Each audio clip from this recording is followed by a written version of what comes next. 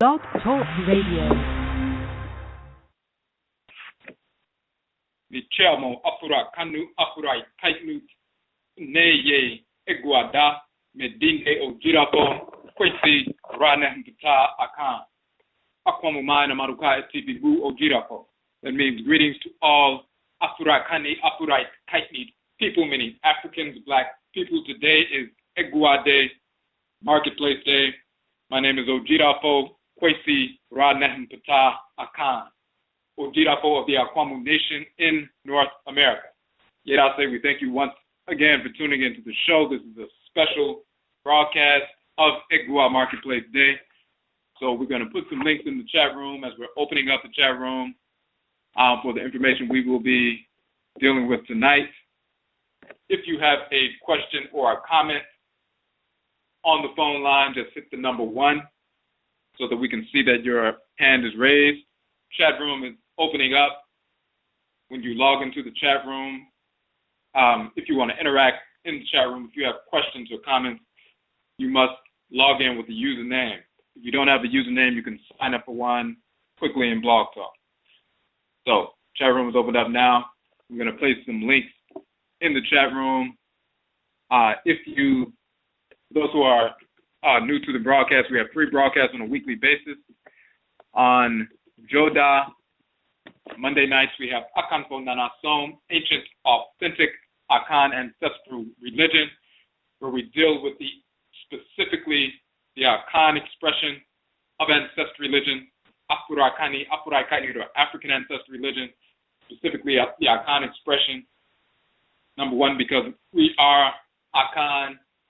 Number 2, because there's misinformation that's being propagated not only by individuals in the Western Hemisphere, but also on the continent.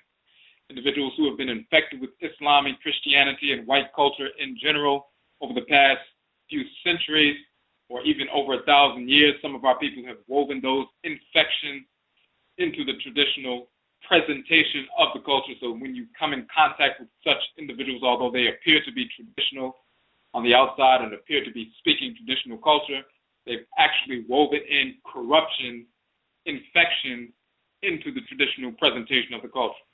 So we work to clarify concepts, the understanding of the nature of the Great Mother and Great Father, Nyamewa, and Nyame, the Supreme Being, the Creator and Creatress, Nyokumpon, and the Nyokunton, or the grandchildren of the Supreme Being, of course, the nature of the Abosom, the force of the nature of the Nananom, Nsamanfo, the spiritually cultivated ancestresses and ancestors, and their relationship to us, the Nsamanfo Pa, the good ancestresses and ancestors who were not spiritually cultivated but were good people nonetheless, also recognizing who the spirits of this order are, Nsamanfo Bani, discarnate, wayward, criminal type, discarnate spirits, as well as Achiwadiefo, the whites and their offspring, who always incarnated spirits of disorder.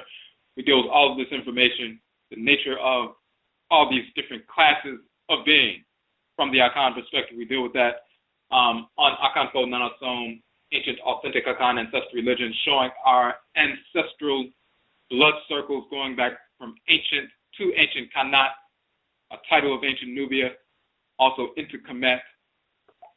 Our people migrated from ancient Kanat to the western part of the continent a couple of thousand years ago, reestablished the Kanat or Nubian Empire, the ancient empire of Kana or Ghana a couple of thousand years ago. Some of our people 1,000 years after that migrated further south to the forest belt to reestablish Kanat or Ghana or Akana, Akan civilization in the regions of today's Republic of Ghana and Cote d'Ivoire, the Ivory Coast. And a few hundred years later, some of our people were forced from those areas into the Western Hemisphere during the Musuo Kwesi, the Great Diversity, the enslavement era. So this is how we ended up in North, Central, South America, the Caribbean, and parts of Europe as a result of that criminal activity. So we show a direct migratory pattern, a direct cultural and spiritual migratory pattern from ancient Kanat, ancient Nubia, to the western part of the continent, the Empire of Ghana, to the forest belt, the reestablishment of Akana or Akan civilization, and into North, Central, South America, the Caribbean, and parts of Europe. Our people maintained our ancestral religious practices, maintained our culture. As hoodoo in North America, the Akhan religion in North America was brought to North America as hoodoo by Akhan people. In Jamaica, for example, Obia is the Akhan tradition as it is popularly known. In Suriname, Winti is the Akhan religion as it is popularly known. So wherever we have gone, we maintained our culture. So we go into detail about that kind of information on Monday night. On Abinada, or Tuesday nights, we have Ujira, which is purification. We deal with Nanasom, Akuraikani, ancestral religion in general, not just the Akhan expression, but in general for Akuraikani people as a whole, and how ancestral religious practices and our purification of our ancestral religious practices impact every aspect of our lives. We clarify concepts, clarify cosmology, clarify the nature of the Supreme Being and the divinities and the ancestresses and ancestors and their relationship to us, as well as we interact as we work to establish ourselves, recommit ourselves to a nation-building process. So we go into detail about texts from ancient Kemet, from ancient Kanat, from different cultures across the continent, as well as wherever we ended up in the Western Hemisphere, showing the cultural continuity, the spiritual continuity, and so forth. And again, how it impacts every aspect of our lives. This is why we say, Ojira, purification, operationalizes Nanasom. Purification operationalizes Akuraikani, or African ancestral religion, which in essence is the ritual incorporation of divine law and the ritual restoration of divine balance.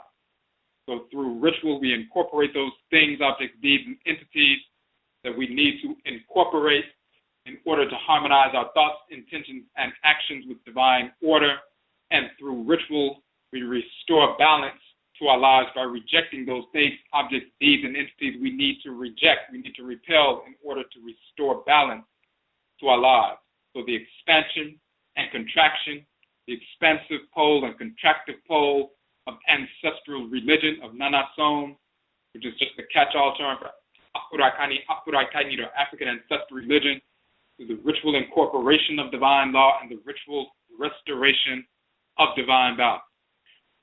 Ojira, or purification, operationalizes that process. So this is what we deal with on Binada or Abinada Tuesday night on our Ojira broadcast. On Awukuda, Akwada Wednesday nights, we have EGUA, Marketplace Day. Typically what we have is individuals, organizations, institutions who have started businesses, organizations, and institutions in our community. Afuraikani people, of course, only, who have established businesses, organizations, and institutions that are serving our community in a positive capacity, yet they also maintain our ancestral religious values in the process, their service to the community. So we have individuals come onto the show, talk about their businesses, organizations, and institutions so that we can support these institutions. We also have published the OKRAA Economic Development Model, and we will put the link to the OKRAA Economic Development Model page on our website, and that is the OKRAA, is OKOM. When you go to that page, you will find our publication, OKRAA Economic Development Model. You can download that free publication. We address economic development from an ancestral religious perspective, meaning a holistic perspective. Our approach to dealing with economics is woven into every aspect of our culture, including spiritual. So we have a philosophical foundation rooted in our ancestral religious practice. When we talk about OKRAA economic development and you study that model, and we have a 4-part series from our blog talk broadcast where we dissect that model and show how it impacts every aspect of our lives and how it's applicable to every aspect of our lives. In addition to that, we have the broadcast EGUA Kunti, economic warfare, showing that every time we spend money, every time we engage in some form of exchange, whether it's material goods or intellectual exchange, intellectual capital and so forth, it's always operating or happening or taking place behind enemy lines. So just like our ancestresses and ancestors recognized once they were forced into the Western Hemisphere, if they were engaging one another, planning with one another, exchanging goods, exchanging ideas and so forth, it was always happening behind enemy lines. So every exchange of goods or services or whatever we were interchanging with one another was a strike against the enemy. Everything we did, we understood was happening behind enemy lines. So until we freed ourselves, we recognized the reality of where we were, what was taking place. So every opportunity we had to exchange information, materials, and so forth was used as a strike against the enemy. In the same fashion, we are operating behind enemy lines. And just as our ancestresses and ancestors eventually freed themselves by waging war against the whites in Narrow Spring, killing the whites in Narrow Spring, burning down plantations and freeing our people, and establishing independent nations so that they were no longer behind enemy lines, but were independent and sovereign, self-sustaining, self-ruling, self-governing, and also secure in that sovereignty by defending their sovereignty militarily, including their land and so forth. In the same, using that precedent, which is the only successful precedent that we have had in this hemisphere since enslavement, are those who held onto our ancestral traditions and freed ourselves from enslavement, freed our people, and then forced the end of enslavement, forced emancipation, forced abolition, because we waged war and were killing the whites in Narrow Spring. They had no choice but to move into the position of abolition and emancipation. Because our people did that, we are utilizing that same process, implementing that same process. At this point, we are behind enemy lines. And we must recognize that reality. So when we spend money, this is economic warfare. Every time we spend money, we must recognize that it must be used as a strike against the enemy as long as we are behind enemy lines. So we deal with that in that broadcast, and we also have the broadcast, Kwadifo ne Amambre, self-employment, and ancestral culture. And we deal with the spiritual aspect of employing our spiritually inherited capacities, potentials, talents to execute our divine function in the world. And once we utilize our divine consciousness, our soul, our ka, our ka'et, our kra, our krawa, our soul, our divine consciousness, the divinity that dwells within us, we align with that force, and then we awaken our latent potential and fulfill and refine ourselves and perfect ourselves so we can move forward in a harmonious fashion and execute our function in creation. Just like every cell in your body executes its allotted function in the body, we have a specific function within the great divine body of the Supreme Being. As cells within the great divine body of the Supreme Being, it's Akwamu people only. So therefore, when we attune to that function that's encoded within our spiritual head, and then we employ our talents, our capacities, and so forth, then we are engaged in self-employment, divine self-employment. And once we understand that internal process, then it can extend outward to self-employment for economic development. So we have a broadcast dealing with that. Also on the OKRAA Economic Development page, you will see the list of businesses, organizations, and institutions that we have been supporting as a community on a weekly basis. In the OKRAA Economic Development model, what we utilize is a strategy of starve the beast and feed the pride. That means we make an assessment on a weekly basis to determine what funds we would have potentially wasted with the whites in Narrow Spring, and then we starve the beast and feed the pride. We take those funds that we would have wasted away from the white businesses and reallocate them to the business, organization, or institution of the week. We have targeted one business, organization, or institution per week, every week, and we're going for 52 weeks. We started in February, so we're in the midst of that process. You will see the list of businesses, organizations, and institutions on the OKRAA Economic Development page. It's an ever-growing list. You'll see the link to their website, so you can go directly to their website. You will also see a link to the interview that they did with us on the EGUA Marketplace show, a 2-hour interview where they talked about their business, service, organization, institution, and how their ancestral religious values inform their service to the community. So you'll see that, the link to their website, and the link to the broadcast, so you can check those out. We are targeting one business or organization or institution per week for 52 weeks for optimal capital infusion. Therefore, if we starve the beast, and when we starve the beast, take the $10 you would have spent at CVS or Starbucks or Walmart or wherever you would have wasted the money, take that $10 and reallocate it, starve the beast and feed the pride, reallocate it to the business of the week, organization of the week, the institution of the week. When 1,000 people do that, that's a $10,000 infusion of capital into that Black business in the course of 1 week, which allows them to expand their services to us, hire within our community so that those new employees not only have employment, but they serve us at a greater capacity. We have the capacity to reallocate hundreds of billions of dollars away from the white Narrow Spring directly into our own Black businesses, organizations, and institutions. Everything we need to establish, whether it's schools, healing centers, so-called hospitals, but healing centers in the real sense, manufacturing, clothing, everything we need, we have within our capacity once we simply make the decision to starve the beast and feed the pride on a regular basis. So you'll see all of that information on the Oklahoma Economic Development Model page. And we put that link in the chat room. And we're going to put another link in the chat room real quick. And this is a link to the AKWASIDAE page. And so tonight, what we're doing is a special broadcast for a couple of reasons. Of course, tonight is Awukuda. But in Akhan tradition, every 6th Wednesday for Awukuda is a special Wednesday. It's called AWUKUDAE. Just like every 6th Sunday is a special Sunday, and Sunday is called AKWASIDAE, the day da of Akwesi or Awusi, so AKWASIDAE or AWUSIDA. But every 6th Sunday is AKWASIDAE or AWUSIDAE, and every 6th Wednesday within the midst of that cycle, of our 42-day cycle, there are 9 cycles of 42 days, the Adadria 9 calendar and Akhan culture, ritual cultural calendar. Every 6th Sunday or AKWASIDAE is AKWASIDAE. Every 6th Wednesday is Awukuda or AWUKUDAE. Tonight, September 9th, is actually falls on an AWUKUDAE.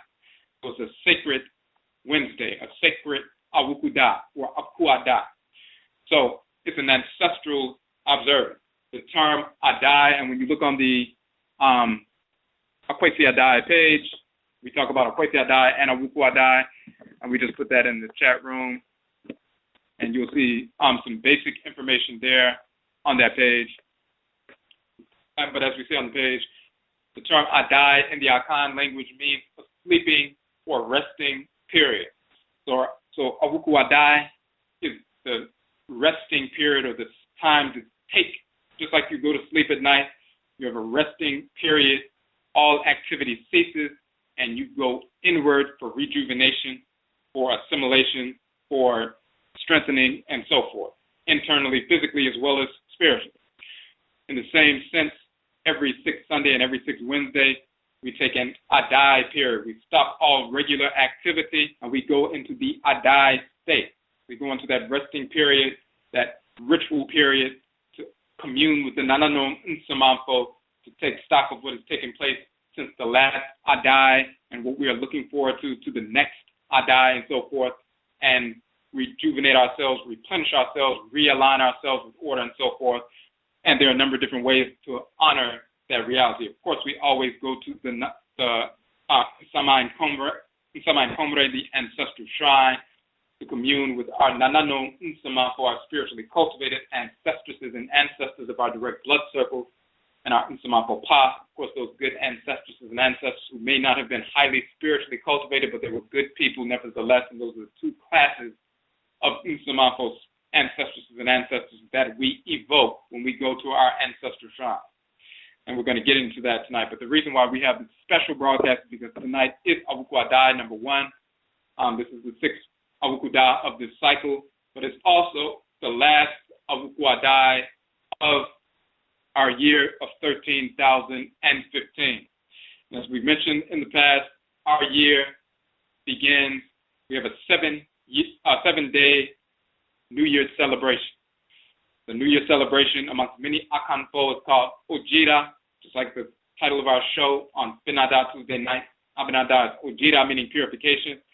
Our version of the Ojira celebration, New Year celebration, the purification celebration, we call Obrajira, Nananom Som, which is an extended title, simply meaning Obrajira, life purification, Nananom Som, which means an ancestral observance and ancestral service. So what we're dealing with from September 17th this year through September 23rd, and it varies from year to year. It can be either September 16th through the 22nd or September 17th through the 23rd. So this year, our 7-year New Year celebration is from September 17th, which is next week, through the 23rd. The 23rd is the first full day of the Atemet, or so-called autumn equinox, and that is the first day of our new year, and that is the first day of 13,016, which is a few months earlier, 2.5 months earlier, than the white so-called New Year, which begins, they scream out Happy New Year on January 1st at midnight. The coldest time of the year, the darkest time of the year, the darkest time of night, the shortest day of the year, and so forth. When it's cold, dark, and dead, those who live in the ice, glaciers, and so forth in northern Eurasia, they will come out in the darkness and scream Happy New Year. This is the nonsensical approach that the whites and offspring use that has nothing to do with our people at all. We are connected to natural cycles that have to do with harvesting, as well as seeding, as well as sprouting, as well as fully flowering. So when we deal with the setting of the sun, that is also akin to coming to the autumn equinox, the end of the warm part of the year, and then after the autumn equinox, when the days begin to become shorter, we go into the cooler or darker part of the year. As the sun sets, that's the end of the warm part of the day. That is akin to the sun setting in the west. That is akin to a seed being planted in the ground. That's akin to the fall, when the trees have already fully flowered and the plants have already fully flowered, and then the harvest time comes and the fruits fall from the tree. Fall. The sun begins to fall or begins to set. So we harvest what we have cultivated. And once we harvest what we have cultivated and nourish ourselves, but we also at the same time, after the harvesting, and it's a celebration of the harvest, and this is why it takes place around the fall, at the same time you take the seed out of those fruits, and then you begin to plant and seed once again, so you can start that process all over again. So it's the end of one cycle, the harvest cycle, but it's the beginning of a new cycle, the seeding cycle. So we say the ends of the year have met. So this is why we have our New Year celebration, our purification celebration around this time of the year. So this is what's taking place in 13,016. Of course, there was no Jesus, there was no Moses, there was no Muhammad, there was no Abraham. None of these fictional cartoon characters ever existed. So we do not track time for 2,000 years ago or 1,400 years ago or any nonsensical date based on fictional cartoon characters. It didn't exist in any form, black, white, spiritual, physical, whatever, whatsoever. 13,000, we're in the midst of a 26,000-year cycle. The Kwesi, the great year cycle, hence the years beginning with 13,000. We are moving into 13,016. So this is the last AWUKUDAE Ancestral Wednesday of 13,015. And of course, this is our EGUA Marketplace show, so we wanted to deal with that whole notion and observe and honor this particular juncture of energy that's taking place on this particular day. Because of that, we want to have another NKOMMO, which is the last NKOMMO, meaning conversation, question and answer session, the last NKOMMO of the year. We had one a few weeks back, and then we had one a few months back. So we want to have that. This is the last one of 13,015. We will be broadcasting next week, Monday, Tuesday, and Wednesday, Joda, Benada, and Awukuda. And on the Awukuda next week, we will be talking about the Ojida or Obrajira celebration on that Awukuda. So today we want to make this the last NKOMMO, the last conversation, question and answer session of 13,015. Once we get to next week, that will be the last broadcasting week for this year of 13,015, of course. Then we will go through our 7-day observance through the 23rd. We will not be broadcasting on the 21st, 22nd, and 23rd because we will still be in the midst of our 7-day observance, and then we will come back to begin broadcasting once again on September 28th. So next week is the last week for this year, 2015. The following week we will be off for the holiday, and then the week after that, September 28th, we will be broadcasting once again. So, all right. So as you are getting onto the phone lines, if you have a question or a comment, you can hit the number 1 at any time so we can see that your hand is raised. We're going to go over a little bit of information, a couple of things first, and then we'll begin taking questions and answers, and of course, or questions, and you can, of course, we want to pull this information up real quick.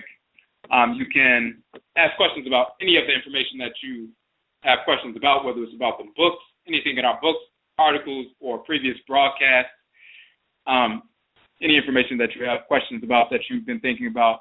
I just want to pull up and direct you to one of our pages right quick. We want to read something from one of our publications, and in fact, we can put the link in the chat room right now. We're going to read something from the Ubin Shang publications, one of our 16 books, to set the tone for this discussion. And we're going to put the link in the chat room. We just want you to pull it up so you can see exactly where we're at. Ubin Shang is one of our books, one of the first books we published. We have 16 books that we have published, dealing with all various aspects of ancestry, religion, culture, trustery, identity, ritual practice, nation building, revolution, resolution, and so forth. We just put the link for the Ubin Shang page. When you go to that page, you will see you can download that particular book. The softcover version, we have softcover versions of our 16 books, and we have ebook versions of our 16 books. All of the ebook versions of our books are free downloads from our website. We also sell the softcover versions as well. They range between $8 and $11. And we publish those and print those on our own printers in-house in color, so we do not contract that out to anyone. You can order those if you support the work that we are doing. Any order of 10 books or more is 30% off, so we have those discounts that are permanent. But we have the softcover versions and the ebook versions. You can download the ebook version of Ubin Shang, the Ancestral Summons, right now. And we're just pulling that up right now. We're going to go all the way to the back and read a specific section. We wanted to set the tone for this NKOMMO, this discussion, this conversation. We talked about in the title, Receiving Ancestral Assistance, the title of the show. And the reason for that is sometimes people have questions about different kinds of ancestral assistance. The images that we show on the promotional image for the show, you'll see Adinkra cloth. You see the Adinkra symbols, these sacred symbols that Akhan people use, and of course you will see that these symbols have been used for thousands of years. You will find many of these symbols in the Medusa of ancient Kanat and Kemet. You find them in the Tifinagh script amongst the Akhuraakani people who are called Berbers, the original black Berbers prior to the White Nile Spring invading those areas. In the Tifinagh script, you will find these same Adinkra symbols. Of course, Akhuraakani people and Akhan people in particular, part of that Berber nation when we migrated across west, north, and central, and to west Akhuraaka, north of the Sahara and through the Sahara and so forth to get to the western part of the continent. So this is why Akhan people, one of the titles that we call ourselves as black people, is Ebibri. Bibri, Obi means someone, Bidi means black or dark, Fo means a group, so Obibri Fo. Obibri Ni means one black person, Ebibri Fo means black people, Ebibri Mine means the black nation, the black people, black nation, and so forth. But that Bri or Bri is Berber. This is the origin of that term, cosmologically, foundationally, and we're going to deal with that. We've talked about that in the fourth section of our book, Akhuraaka, the origin of the term Africa. We're going to get into some more detail about that specifically on that subject in an upcoming publication. But we bring that up just to say that when you see these symbols amongst that Tifinagh script amongst the Tuareg and others.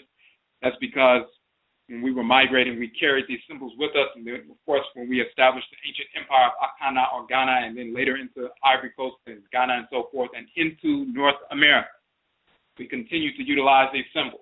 So, of course, all throughout the southern United States and into the East Coast and so forth, wherever you see that our people were enslaved, those Akan people who were forced to work with regard to iron works because they saw that we had those skills, forced us into those occupations, enslaved in that fashion.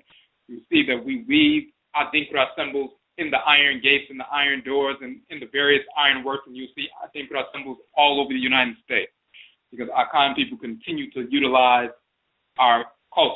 You'll also see, for example, the kente cloth. We continue to utilize those prints when we were making quilts and so forth. All the various expressions of Akan culture that are popularized, Akua dolls and so forth, you will find in North America amongst the Akan people who continue to practice our ancestral religion, which is popularly called Hoodoo. And of course, we have our book, Hoodoo People, Afurakanu, Afurakainu in North America, Akan custodians of Hoodoo from ancient Hoodoo, Undunu land, Kanit, Nubia, showing that not only did the Akan people originate the term Hoodoo or Undu, talking about medicine, root work, root doctors, conjuring. Literally, it means that in the Akan language, the Hoodoo man and Hoodoo woman is the Odwirafo and Udumafo. The Udumafo is the Hoodoo man or Hoodoo woman.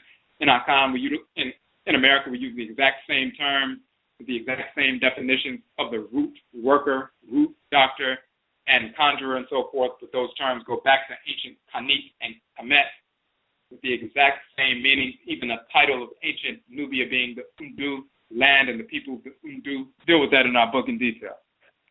So we show this Adinkra cloth, which is used in funerary capacities for the Nsamanfo, but those symbols, of course, are also utilized as matrices, as miniature shrines, Nsamanfo shrines, Abosom shrines, and so forth. When we draw these symbols, there's a magnetic force that draws the Abosom and Nananom Nsamanfo to that sacred space, no different than the Veves and Vodun, and even the way we utilize Medutu hieroglyphs in ancient Kemet.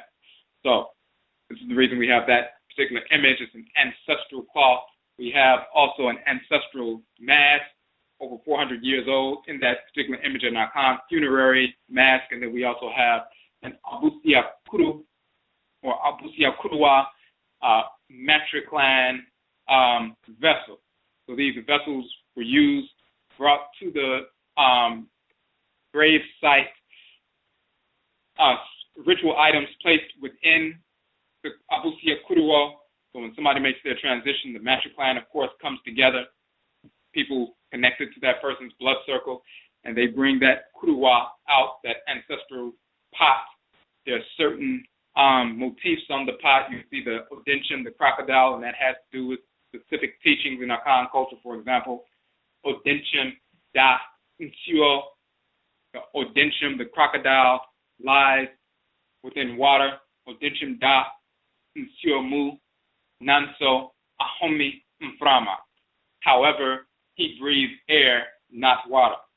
So the crocodile, the Odinchum, lives in the water. However, he breathes air, not water. He's in an environment where he is surrounded by other individuals who do not look like him and do not function like him. He lives in the water. You see the Odinchum with the nose, nostrils just above the water, but the whole body is submerged underwater except for the nose and the eyes and so forth. He's swimming and living in the water. But even though he's surrounded by fish, he doesn't attempt to operate like those who are surrounding him in the environment, to reject his own identity, his own ancestry, and seek to operate like those who are surrounding him in his environment. Then he would seek to breathe underwater just like they do, and then he would suffer from asphyxiation, suffocation, death. And that is a symbol for us. We are surrounded by individuals, entities who do not look like us and do not function like us.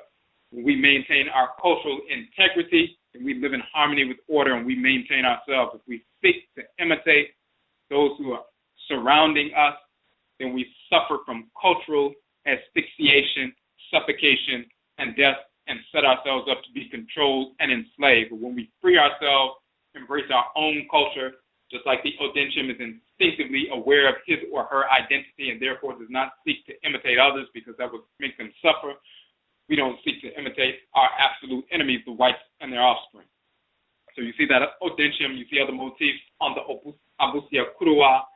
There are ritual implements that are placed there, sometimes food as well for the Nsamampo, for the recently deceased and so forth, to give them food, give them offerings during the funerary process.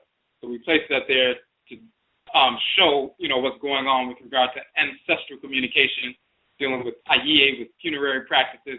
But then afterwards, when we establish ancestral shrines to communicate with our Nananom Nsamampo and our Nsamampo Pa, there are different forms of communication. There are different forms of communication and kinds of communication and kinds of assistance, and we're talking about receiving assistance, receiving ancestral assistance. And sometimes people have questions about what kind of assistance can we receive? Why am I not receiving the kind of assistance I want? I see other people getting some kind of different kinds of assistance and so forth. And we must always recognize the reality that we are dealing with our deceased relatives, our family members. And just like you have family members here, and they have different personalities, when they make their transition, those personalities remain intact. And the kinds of things that they are open to and receptive to, and the kinds of things that they're not open or receptive to, is dependent on their level of spiritual cultivation. So before we get into that detail, we want to read something from the Ubin Sheng, the Ancestral Summon. We're going to go all the way down to the, it's actually page 30. We do not have the pages numbered, but when you scroll down in Adobe Reader, you will see on the side the numbering, and that's page 30. And actually, it's the very last page with information on it. So this last section is specific, and the Ancestral Summons, the book in general, is the Nsamampo, the Nananom Nsamampo, sharing with us the nature and functionality of ritual. We talk about ritual song, ritual dance, spirit possession, ancestral communication, deity communication, ancestral possession, deity possession, nature worship, talisman, amulet, shrine, nature worship, oracular divination, the functionality of these ritual practices. We do not engage in ritual practice for symbolic purpose. We are always receiving, processing, and transmitting Tumi, or divine power energy, in a measurable fashion, in some fashion.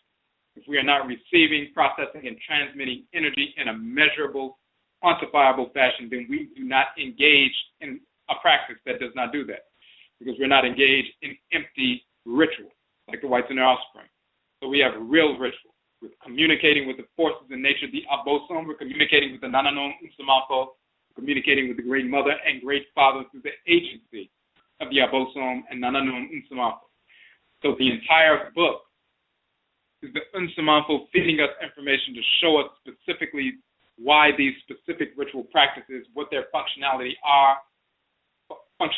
are, and why these specific ritual practices are prescribed and how they are effective.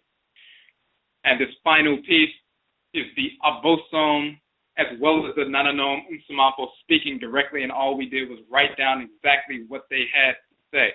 And of course, we write it down in English, but they convey this information in the ancestral language.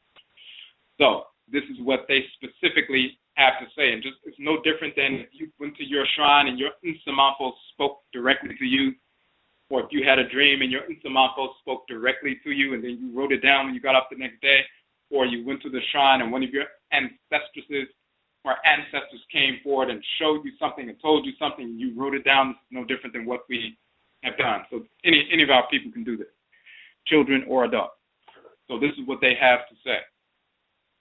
Our roles as Ntorotu Abosom, meaning deities. Our roles as Akutu Nsamampo, meaning ancestral spirits, are joined, inseparable with respect to the awakening of the full potential of the spirit in the individual. We are not here to carry out your task. We cannot do the work for you, for we are never in violation of the law in which we are sustained, through which we are fed and have our origin, our existence. This is the Abosom and the Nananom Nsumafo speaking directly to us. Your choices determine the path you tread. You have a destiny, but your success depends on the choice you make at the critical moment. We as Akutu Nsamanfo can answer your question. We can provide insight into a direction upon which you are contemplating. We can show you today the nation of which you are a direct incarnation, the ways of the people, us from whom you directly descend. We can function as intermediaries, access to the forces which influence events. We as Ntorotu Abosom, meaning deities, will nourish, replenish, and sustain your spirit, your body. We will convey the power, the consciousness for you to carry out the task which you choose to undertake. But you must see that every act sets events in motion, events that will not be reversed. Some may endeavor to avoid consequences through manipulation of forces, but none can ever truly escape. We worship the law, we uphold the law, we can never deviate from the law, the supreme being. Make your choice. Unite your will to the divine will and you will prosper. You will accomplish what you incarnated to accomplish. Reject the will of divinity and you will receive that which you chose to receive. It is ultimately your choice. You have never had an idea. You know nothing. The wisdom of divinity is from whence comes all knowledge. We as Ntorotu Abosom form wisdom as knowledge. This we hold in time. Every desire generated in you to think, to know, is an invocation of us to transmit knowledge. Your intelligence is proportionate to your degree of receptivity. We as Akutu Nsamanfo do assist you.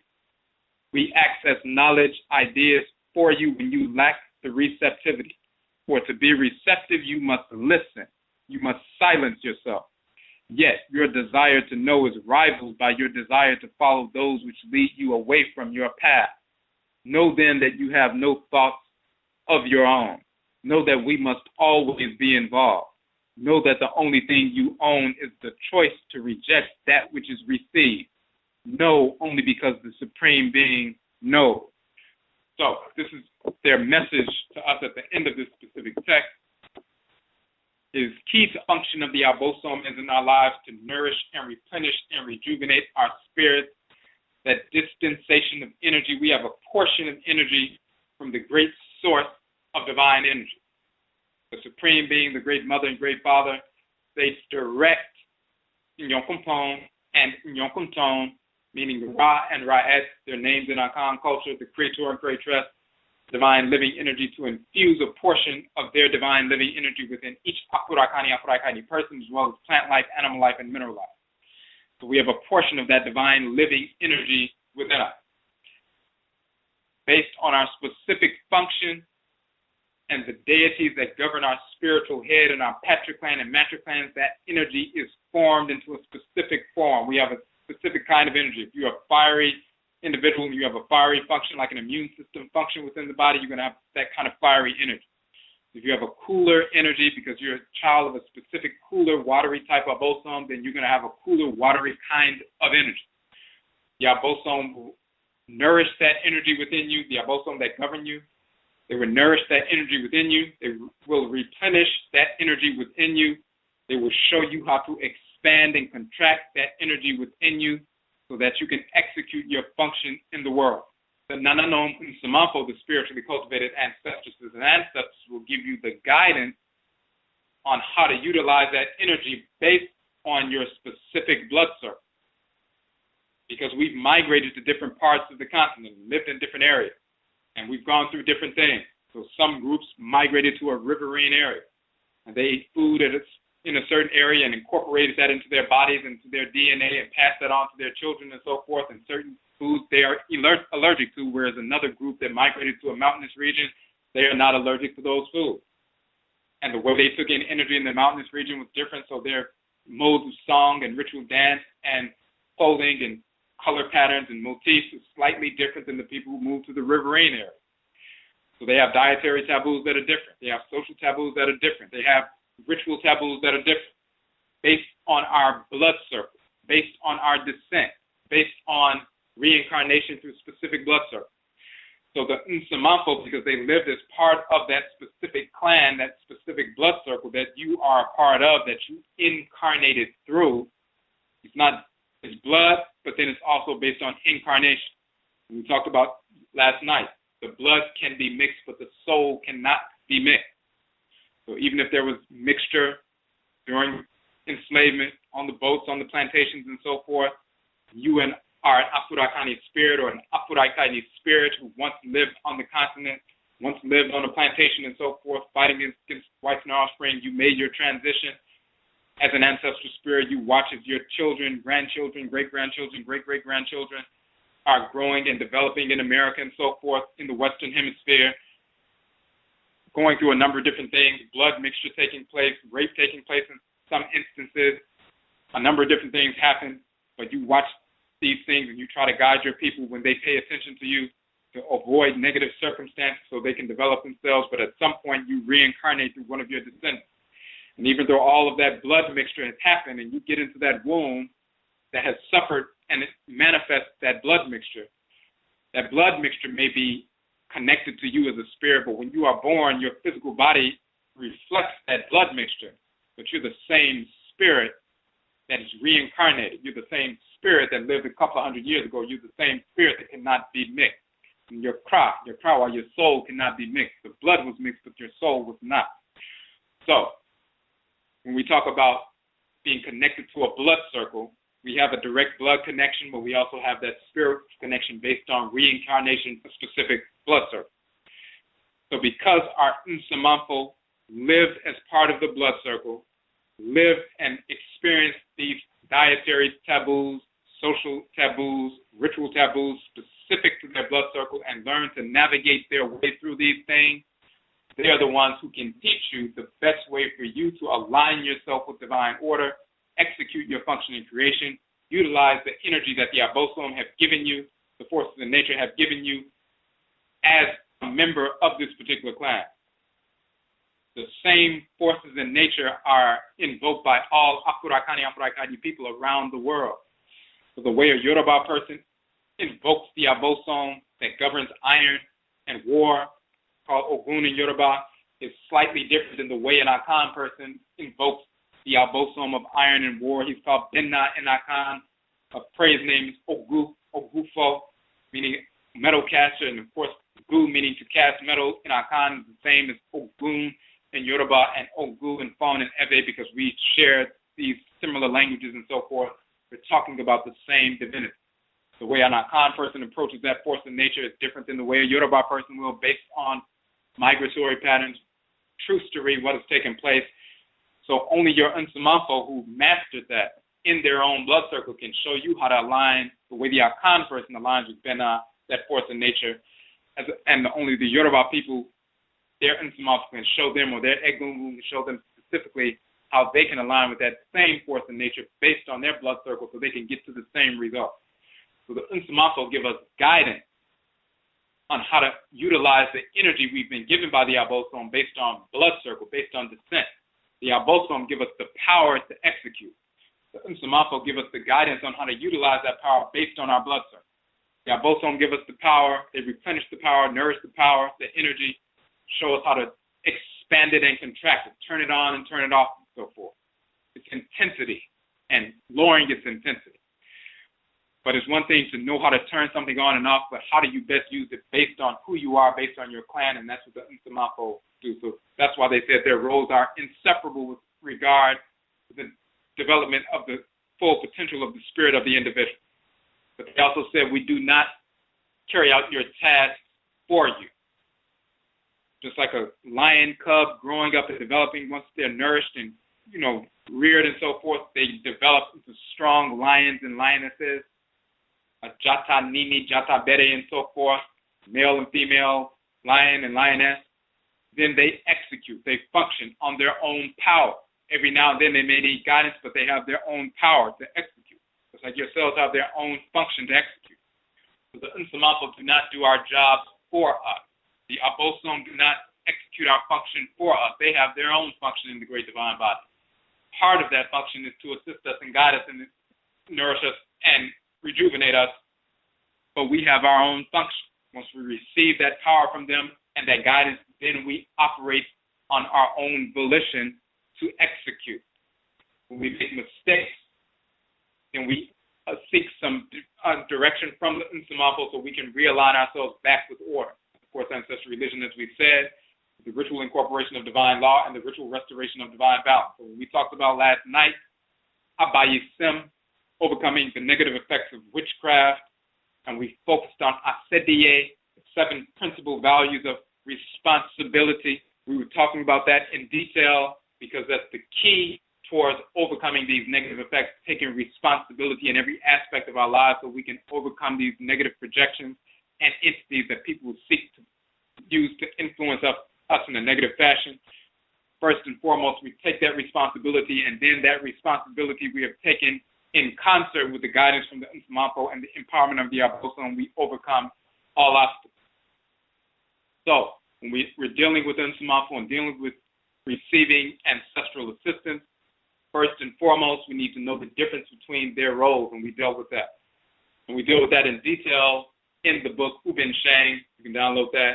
We deal with it also in detail in the book, the OKRA complex, the soul of Akanfo, talking about the nature of the soul, the kayak, as it's called in ancient Kemet, the OKRAA is called in Akhan, Odwirafo as it's called in Yoruba, the Selido as it's called in Vodun, the Chi and Igbo, and so forth.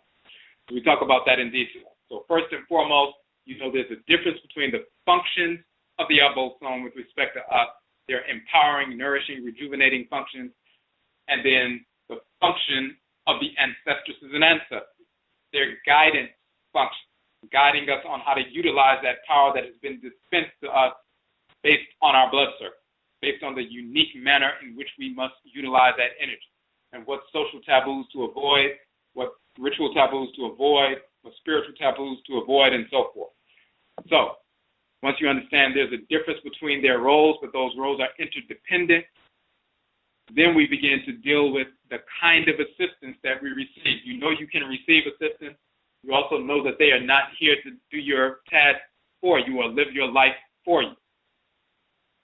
That's key as well, because that goes back to responsibility. This is not pseudo-religion like Christianity and Islam. Anything that happens, you fall on your knees and beg,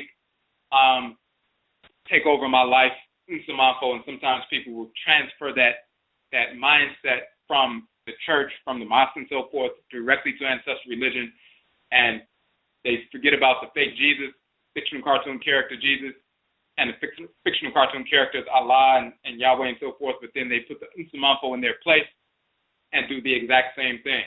If things are going wrong, then they are angry at the Nsamapo or angry at the Abosom, saying, why didn't you help? When things are going right, they say, look at what the Nsamapo have done for me. Look at what the ancestors have done for me. But when things go wrong, then they go and beg for forgiveness or beg for direction. If they don't see things happening immediately, then they say, well, this must not be working.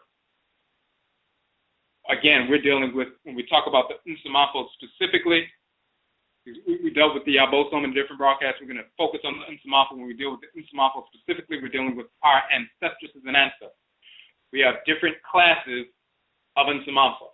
If we look at 3 different classes of discarnate relatives, highest class, Nananum Nsamapo, spiritually cultivated ancestresses and ancestors, those who executed their divine function in creation consistently, lived in harmony with divine order consistently, and because of that, when they made their transition, they were given the power and the responsibility to assist us and guide us throughout the course of our lives. And we have certain Nananom Nsamapo spiritually cultivated ancestors and ancestors who are assigned to us pre-incarnation. They guide us when we align with them. That's the highest level. So those are the ones we seek for guidance on all life matters. The next level is not the Nana Nom. Nana means the highest office in society. Nana Nom is plural. So if someone has achieved the office of Nana, then they've achieved that level of spiritual cultivation as an honored elder or elders. When they make their transition, they're an honored ancestor or ancestor. If you have people who lived a pretty okay, normal life, but they weren't really spiritually cultivated, but they were not criminal either. They were just nice people, aunts, uncles, mothers, fathers, grandparents, great-grandparents, and so forth. They were nice people. They didn't really try to seek to live in harmony with divine order consistently. They may have had vices where they, smoked every now and then or drunk or something like that, but they were not alcoholics. They weren't criminals. They weren't, drug addicts and things like that. They were more controlled by this society, caught up in mainstream society, believed what this society taught and so forth, but they were at the same time trying to maintain a normal household and protect their children and grandchildren and so forth whenever they could. Just generally nice people. These are just the regular Nsamanfo or Asamanfo, and we would call them Nsamanfo or Asamanfo Pa. Pa meaning good ancestors and ancestors, good discarnate spirits of our blood circle.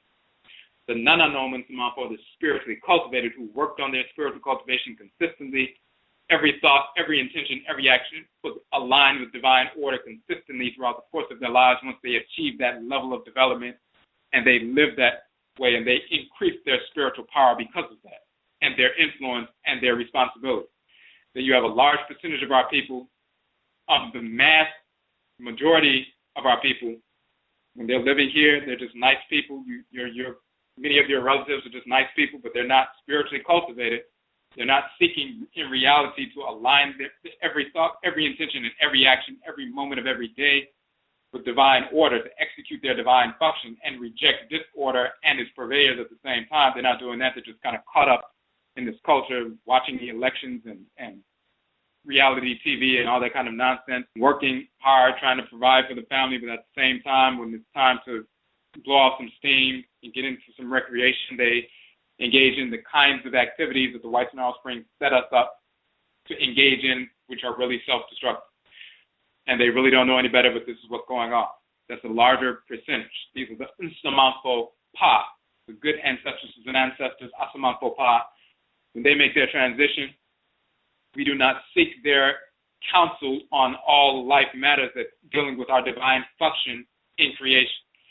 They do communicate with them. They do show up. They will show up. If this is a mother or a father or grandmother, they show us specifically how to deal with their living relative on earth when they get into this kind of attitude of something, because they live with them for 20, 30 years. They know how to deal with them. They may show you how to deal with your child, show you how to heal a certain, illness because they've dealt with that. Your child has a certain kind of, condition and so forth. They can remind you and come to you in a dream and show you what to do or show you at the specific moment or show you when not to scold the child or overly, discipline the child and so forth. When you were about to go overboard, they will stop you and hold your hand, so to speak, hold your hand back. Those kinds of things, they will pop in every now and then, and we commune with them. And then on ancestral days like Awukuda, like today, and Kwesi and other ancestral observances and ritual holidays and so forth, we evoke them as well as the non-normal and Samanfo. It's like a family reunion in that regard, giving food, pouring libation, and so forth to maintain those ties and maintain that community, that communal energy. So that's the second level. The vast majority of our people are on that level. They're on that level alive. The vast majority of our people are not spiritually cultivated, living in harmony every moment of every day, divine order, every thought, intention, and action. That's a small percentage in our lives today, as well as when they make their transition. The largest percentage are the average everyday individual, just nice people, but they're not spiritually cultivated. They're like that in our everyday lives. When they make their transition, they're the same way. Then the third class is the Nsaman Boni, or Nsamanfo Boni. Boni means evil, disordered, and Akhan, Boni means evil or disordered in ancient Kemet, the same term. Those people engaged in disorder, criminality, foolishness, corruption, whether it's rape, murder, theft, burglary, child molestation, all kinds of criminality, spirits who are engaged in disorder. So those are discarnate spirits, just like when they were alive, you weren't trying to spend time with the child molester, you would kill the child molester unless they escaped that sentence, that death sentence. You're not trying to hang out with a rapist, you kill a rapist. You're not trying to hang out with a drug dealer or a criminal. You keep them away from your family, keep them away from your people, and those kinds of things. And of course, when we have our own societies, we either imprison those individuals or we execute those individuals. So when they make their transition, they're still on that lower level criminal type frequency, disorder type frequency. And those are the ones who are easily conscripted by criminal type spiritualists, fake priests and priestesses who are seeking to, do harm to people and all that kind of thing. We talked about that last night when we talked about AKWASIDAE in part 2 as well as in part 1 a few weeks back. So we do not evoke these criminal deceased spirits. We do not pour libation to them. You don't pour libation to somebody who is a child molester and somebody tells you, well, you can't choose your ancestors, so you have to honor them all. That's an absolute lie. That's idiotic. We do not do that. The same is true of individuals who polluted our blood circle.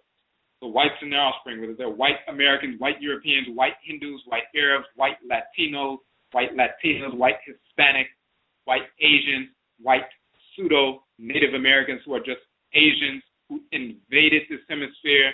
Our enemies always have been, and they only allied with our people when it was expedient for them because their white Western Eurasian brothers were crushing them militarily for a while, so they would ally with us, but as soon as they had a chance, they would turn right back and wage war against us as well because they are nothing but Eastern Eurasian, and the European is a Western Eurasian, but they're all Eurasians, and they are our enemies. They are spirits of disorder.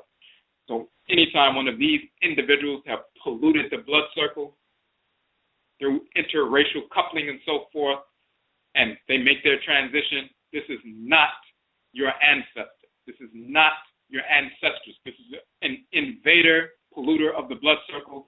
When they make that transition, they have no connection to your blood circle, no different than somebody breaking into your house and trying to move into the top floor. Just because they're in the house doesn't mean they're part of the family. They broke in, and you put them out. And typically, when some of our people get involved with these criminal spirits of disorder, the whites and their offspring, sometimes they do put them out, the quote-unquote family, by separating them and cutting them off. But sometimes our people don't do that. But when they make their transition, they die. These are spirits that invaded the blood circles. We are not related to them at all. Blood ties do not make us related to these criminals. So when a black person through interracial coupling connects with a white individual, when a baby is born, that baby is either an ancestral spirit of the black person coming into the womb, or it's an ancestral spirit of that cracker coming into the womb. If it's an ancestral spirit of that cracker coming into the womb, some Irish cracker or British or whatever, Italian or Portuguese or whatever it is, that spirit that was hanging around that white individual ever since they were a child, before they ever met you, that spirit has nothing to do with you. And just because that spirit comes through the womb, because you foolishly connected with the cracker, then that spirit comes in and comes into a racial, interracial or biracial body, that is still the spirit of a white criminal who is foreign and alien to you. Now because they jumped inside of that union of the sperm and ovum that became the baby, now they have some blood mixture. That's still an alien spirit taking up residence in a biracial body, masquerading as your child and masquerading as a relative. Cracker grows up and eventually makes their transition, or even the parent, the white parent, and all the white relatives, they have nothing to do with you. Now, if that spirit was the spirit of a black individual who came through that womb and was forced to have a white quote-unquote mother because the black male brought one of his own ancestors to this union, and that ancestral spirit was drawn into that white womb and came out with a biracial body, he is still the ancestral spirit of that black man. He was an Akan spirit before he was sucked into that womb. He got sucked in against his will in reality.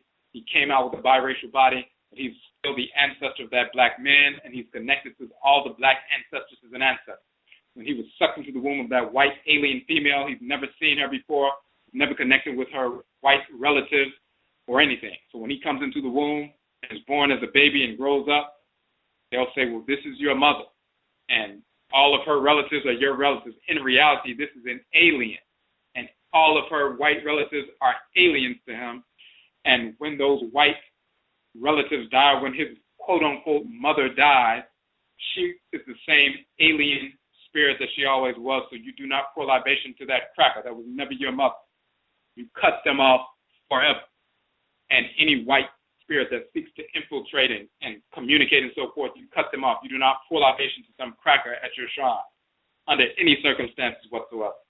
So we must understand that. So when we talk about the non-NKOMMO Nsamafo, the spiritually cultivated Nsamafo, the Nsamafo, the largest group, the Asamafo Pa, just the good ancestresses and ancestors, and then the criminal spirits, those who are, of our blood circle, but they were engaged in disorder, rapists, criminals, all that kind of nonsense. We do not deal with them at all. We cut them off and let them suffer as earthbound spirits, suffer everything that they meted out while they were living in the world. They need to suffer in the spirit world, and when they reincarnated, they need to suffer some more because of their criminality. They'll be drawn into a womb and into a situation where they will place themselves in a vulnerable position because of the negativity of their spirit. And as they're growing and developing, some people say, oh, this baby is growing and so forth, and then something very tragic happens. And very often it's because of this was the kind of spirit that was engaged in criminality in the past and never, quote unquote, suffered for. And then they put themselves in a negative position. They grow up and put themselves in the same position where they end up getting injured just like they injured somebody else. Just like they shot somebody, stabbed somebody. They put themselves in the position where they're growing up, developing, living, and so forth. And then they get put in the same position that they put other people in the past and suffer the same thing. Because some of those people reincarnate and are attracted to that situation to bring about that karmic repercussion. So we don't evoke them. Now, the reason why we deal with these three different levels, major levels, demarcation lines of Nsamafo, is because when we're talking about receiving assistance, what kind of assistance are we receiving? Some of the people who are just the nice Nsamafo, who are not spiritually cultivated, we can look at that group. We're not going to even deal with the criminal type because we're not trying to deal with them anyway. We're not trying to seek assistance from them. So we already know about that, so we don't have to talk about them. We're not evoking them at all. So when we go to our shrines and we're looking for assistance, on life matters, we deal with the non-unknown Nsamafo. They're going to give us what's in harmony with divine order every time. When you go for assistance with the Nsamafo Pa, just the good ancestresses and ancestors, the nice people, now you start getting a variety of different kinds of assistance. And this is what throws people off. It's based on what kind of relatives you have. What kind of people were they? What kind of people are they still? You have some people who are, just trying to live their lives and survive or whatever and do their thing. You have other people who were trying to do the same thing, but they were kind of spiritually weak, emotionally weak, and so forth.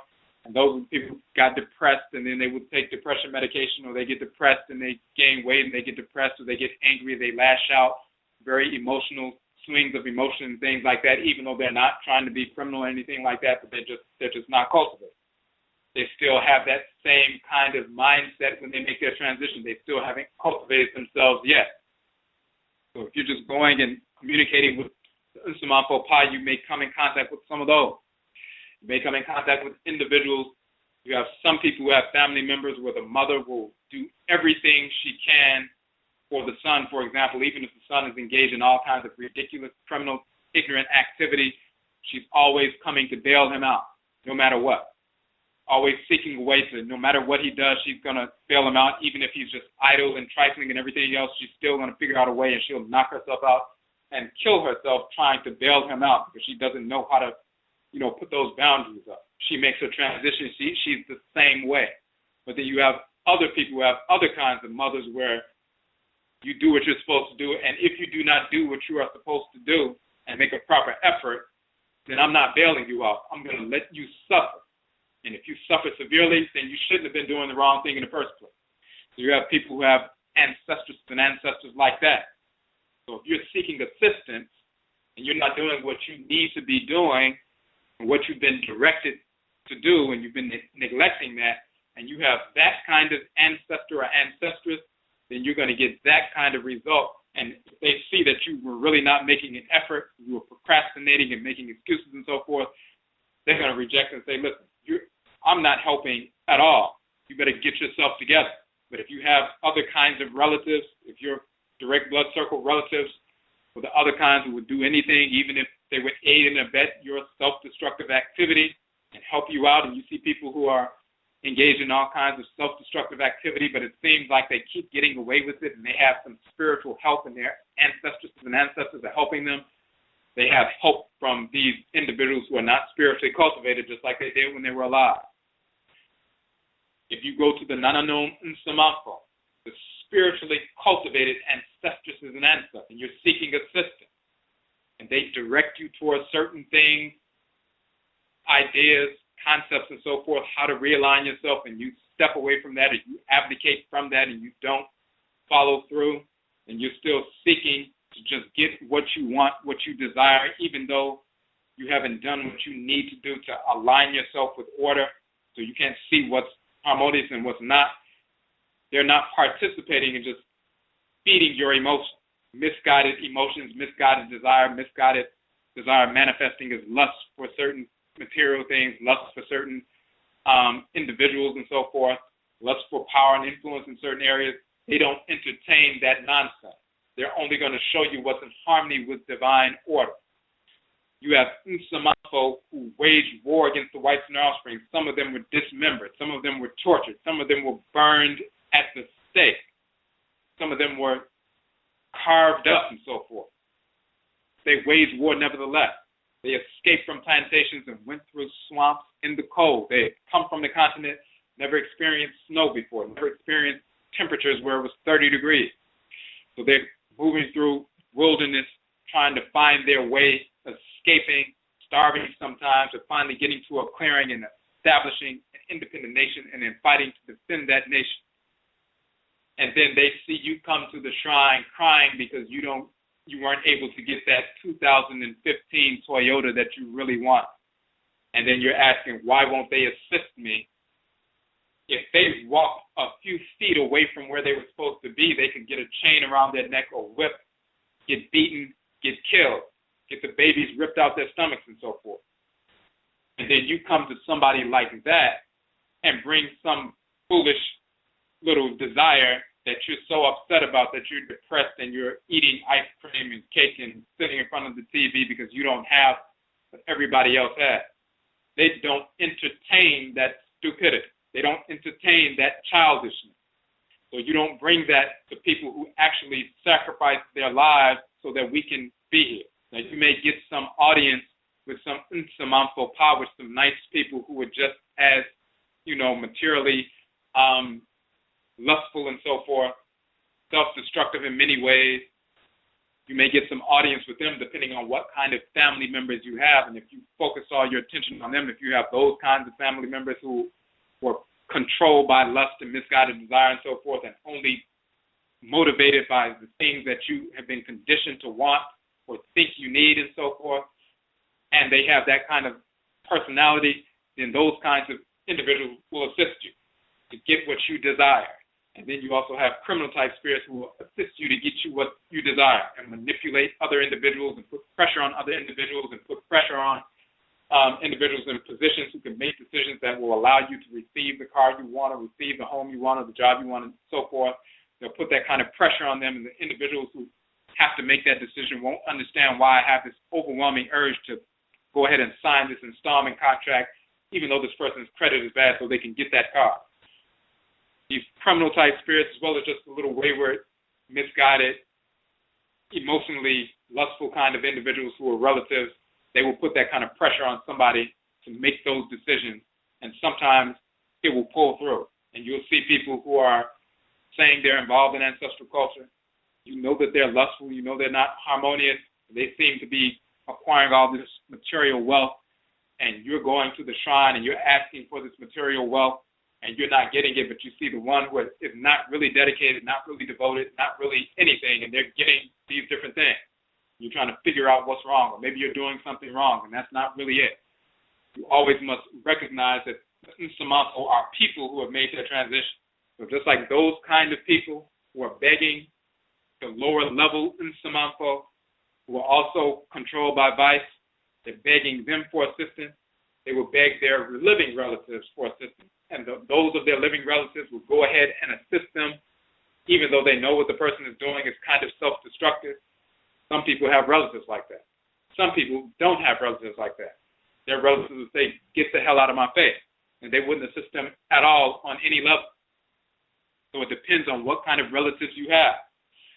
But the key is not focusing your attention on that larger group of Nsamanfo Pa who are not necessarily spiritually cultivated. You focus your attention for guidance on the Nananom Nsamanfo. And when you align your thoughts, intentions, and actions with your cry, they help guide you to see how to do that. Then the things that you do need to receive, that you do need to put yourself in the position to receive, you will receive. If it's a car or a house or something like that, then it's a car or house or something like that. If it is not, it is not. But you find out exactly what you need to be doing every moment of every day. That is encoded within your crop. Sometimes, as they said in the piece, we are so distracted and we're not receptive. We can't see what's in the OKRA, so the Nsamanfo will show us externally, coming from them, what our cry has been trying to guide us towards internally. And then once they show us that, then we can reflect on our cry once again, and then we can open up that receptivity and realign ourselves. So that's key. So we want to get to the phone line right quick. We have some questions on the phone line. We have some hands raised. And again, we use that example of material wealth and so forth. You can also use the example of illness or other different things. It's not a situation where, spirituality means you're in poverty and all of that. It has nothing to do with that. Of course, ancient Kemet was opulent, and so many of the cultures on the continent, you look at the Akhan people with all their gold and everything else, there's material, quote-unquote, wealth, and even that is subjective. You have minerals in the earth. You have gold, you have silver, you have iron, you have stones and so forth. They are what they are. So people can put a certain, quality or, title on them or give them a certain title with regard to society and the way they're used ornamentally or even ritually. But we're not talking about a situation where unless you're engaged in criminality, that's the only time you have some material wealth or you take care of yourself. That's not what we're talking about. We're talking about when you align yourself with divine order, every thought, intention, and action, and you connect with the Nananom Nsamanfo quite naturally. And it's very logical and obvious. If you align yourself with order, just like when your cells align themselves with their divine function in the body, then they receive the nutrients, receive the nourishment, receive the energy they need to function properly. If they get out of alignment, then they suffer disease and so forth. It's the same thing with us. We are cells within the great divine body. We want to realign our thoughts, intentions, and actions every moment of every day to divine order, and connecting with the Nananom Nsamanfo is how we do so when we lack that receptivity. And then what we need to receive in reality, a real need, not a conditioned desire or a want conditioned by the society, but what we actually need, we will receive because we are cells within the great divine body of the Supreme Being. Okay, so let's get to some of these questions real quick. Okay, Michelle on the phone line, number 8581. You had a question or a comment? Yes, Michelle. My question was about, I was listening to some video and I was reading some material and it said that Imhotep was a Mason, and I don't know. I know if it was pointing to the Imhotep in those times, in the ancient times. I'm sure Mason was different than what we know of them to be today. But is that possible or true that Imhotep was a Mason, or is that just something pseudo?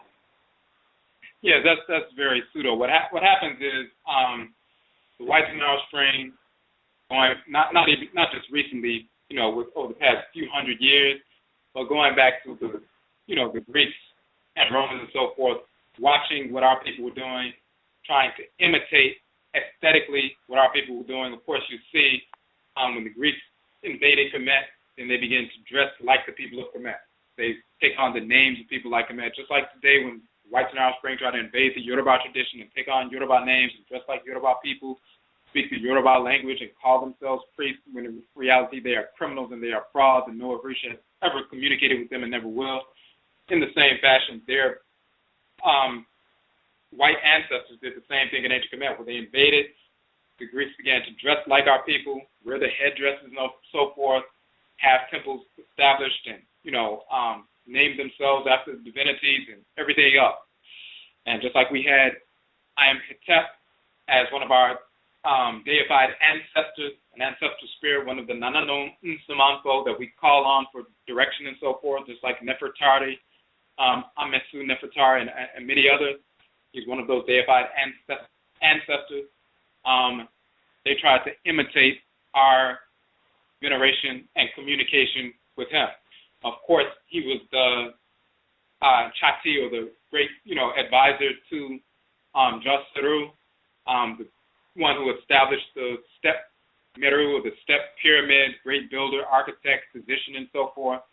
So, of course, the whites in our spring trying to imitate certain symbols and things like that, thousands of years later, create this little guild, little quote-unquote craft of masonry, trying to imitate what our people were doing on an aesthetic level. Masonry really, in reality, has nothing to do with what our people were doing. When you talk about Imhotep, or talk about the Abosom of ancient Kemet, the Nsamampo of ancient Kemet, our people were communicating and continue to communicate with the forces of nature, get possessed by them, communicate with them, engage in oracular divination and so forth. That is the ritual practice. Masonry trying to imitate certain symbols and clothing and postures and things like that, but they have no connection with Imhotep. They've never communicated with him as a spirit, and he's never communicated with them. They've never communicated with any deity, and they've never communicated with them. So their whole Masonic structure is absolutely empty and foolish. Some of our people think that the whites in our spring tried to copy ancient Kemet, and they use their symbols from Kemet in their pseudo-Masonic practice. Then they began to use the terminology Masonic and say, well, the ancient people of Kemet were the original Masons. We never called ourselves that. That's going backwards. Our people were not involved in the nonsense of Masonry. So there was no craft of Amun-Ra or anything like that. That's backdating white corruptions and putting the white corruptions on to what we were doing in the past. What we were doing in the past, the priests of Amen and priestesses and God's wife of Amen and so forth, the priestesshood, they didn't turn into Masons later or Kabbalists later and Gnostics and all that other nonsense. The priests and priestesses, the priesthoods and priestesses continue today in the Yoruba tradition, Akhan tradition, Vodun, Hoodoo, Juju, and everything else. We never stopped. We're the exact same people. So that is where the culture continued. It didn't turn into Masonry. So that's all absolute nonsense. We didn't have lodges in ancient Kemet. There were no Masonic rituals. That's all nonsense. It's all retroactively dated to Kemet. That's all it is. So there was, I know the Luxor was taken over by the Arabs, named it Luxor. What was it named before that temple? Luxor was called Apet Reset, which is the southern Apet, and then what they call Karnak is Apet Aset or Apet Asut. So those were the two, Apet Asut, which is quote-unquote Karnak, and Apet Reset, or the southern Apet, which is so-called Luxor. And one other question. When we're at the shrine, is it a certain way that we should dress, or is that sometimes, I just assume that it's okay to dress casual, but is it, like nudity, that's not something that you would just, I guess you would do it as if you would have a relative over, right? And it's a certain way you should dress, Right. Because So when you're. Mm-hmm. Yes. Matter of fact, because it is you're having a relative over. That's exactly what's happening. So, of course, different groups have their own mode of dress and so forth. And as you learn from your NKOMMO exactly who you are, they'll move you into that direction. But typically, very often, people will put on something white, just like you'll see, for example, in our Akhan tradition and some other traditions as well, where somebody gets possessed by an ancestral spirit, they'll put the shidel or the white clay powder all over their body, because that's akin to the spiritual form of the NKOMMO, the quote-unquote ghost form and so forth, and also, white reflects energy just like black pulls in energy and so forth. So they'll put on the white powder, and you see them walking around with the white powder, and they're, possessed by a spirit. In the same fashion, we will put on all white in that same fashion. It reflects all the energy off that we need to be reflected, so we can just attune to the specific spirits that we want to deal with. So putting out something very simple and white in the beginning, you can start that way, and as you develop your relationship with your NKOMMO, then they will show you specifically according to your specific ancestral ethnic group and clan if they want you to give, wear something more specific. But you can start off with just something very plain, simple, and white. Okay. All right, Madase. Thank you. Madase. We appreciate the call. Okay, so we have some more questions also in the chat room, so we want to scroll through these. Saw some conversations. We want to make sure we did not miss anything, so just give me a second. Okay, so what is the best calendar for us to utilize to keep up with our own ancestral observances? So, of course, that depends specifically on who you are, what your group is, because every group has their own calendar. So, for example, the Akhan people utilize the 7-day week based on the solar, lunar, and planetary bodies that move in position every 7 days, and the abosom that govern these solar, lunar, and planetary bodies. So our calendar is based on that 7-day superstructure, and then we have 9 cycles of 42 days, so that's an Akhan ritual calendar. You have the Igbo people, for example, they have a 4-day week, and then they have, 7 sets of those 4 days, which is a 28-day cycle and so forth. You have Yoruba people who have a 5-day inclusive week.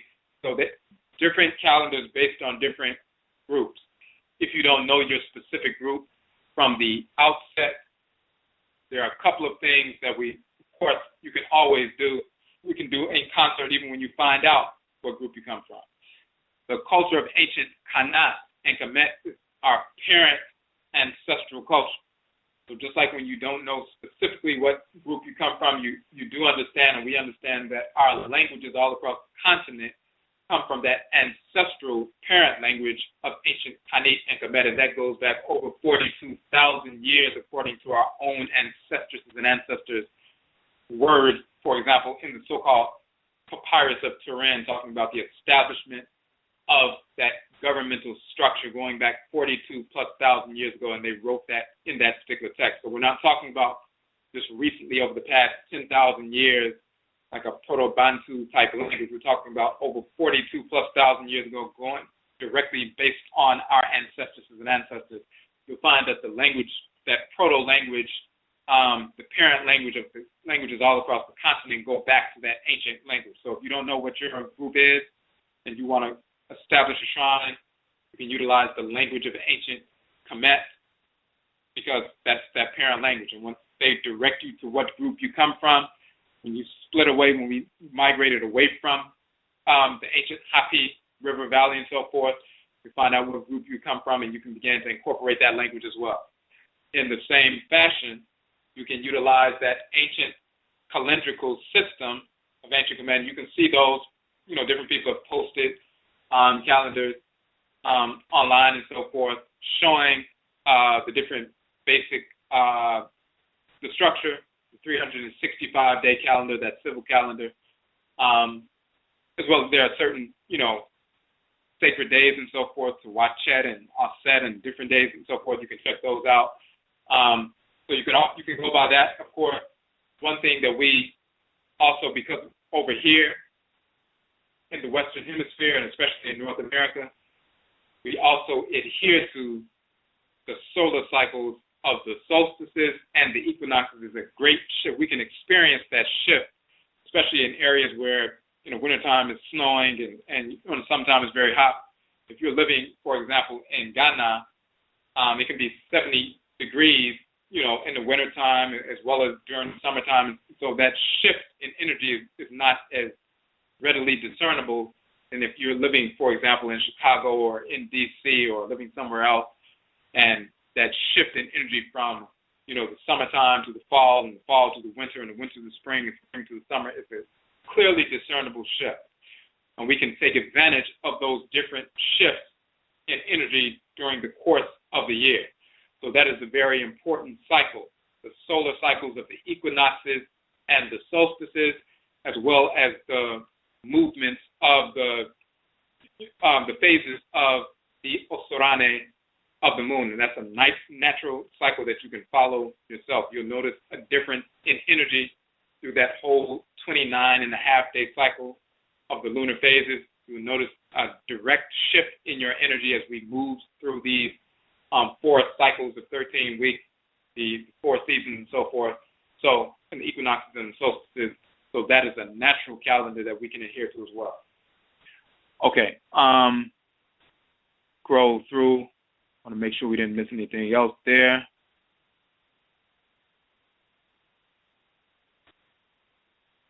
As we're going through the chat room.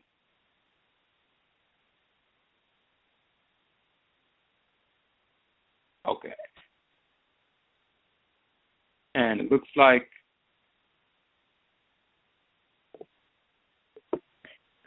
okay, so there was another question. Hold on one second. The chat room is moving around a bit.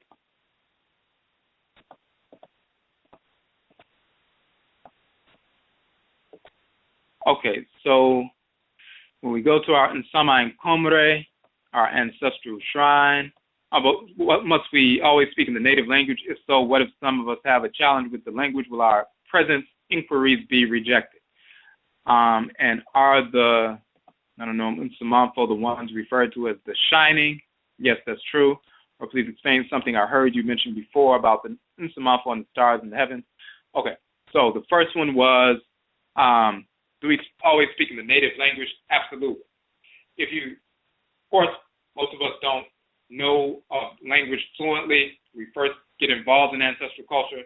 As we said just a minute ago, if you don't know what language you come from or group you come from, and therefore that specific language, which most of our people do not, one of the responsibilities of our NKOMMO from ancient Kanit and Kemet is to direct us to the specific ancestral group that we come from. That's part of their responsibility.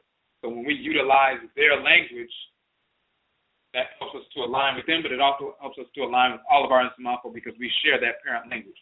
Those roots, if you look at, for example, we published an article, Akhan vocalization of our ancestral language of Kemet, where we showed a number of words in the Akhan language that are, of course, identical to the Medusa, the hieroglyphs, the language in the hieroglyphs of ancient Kemet.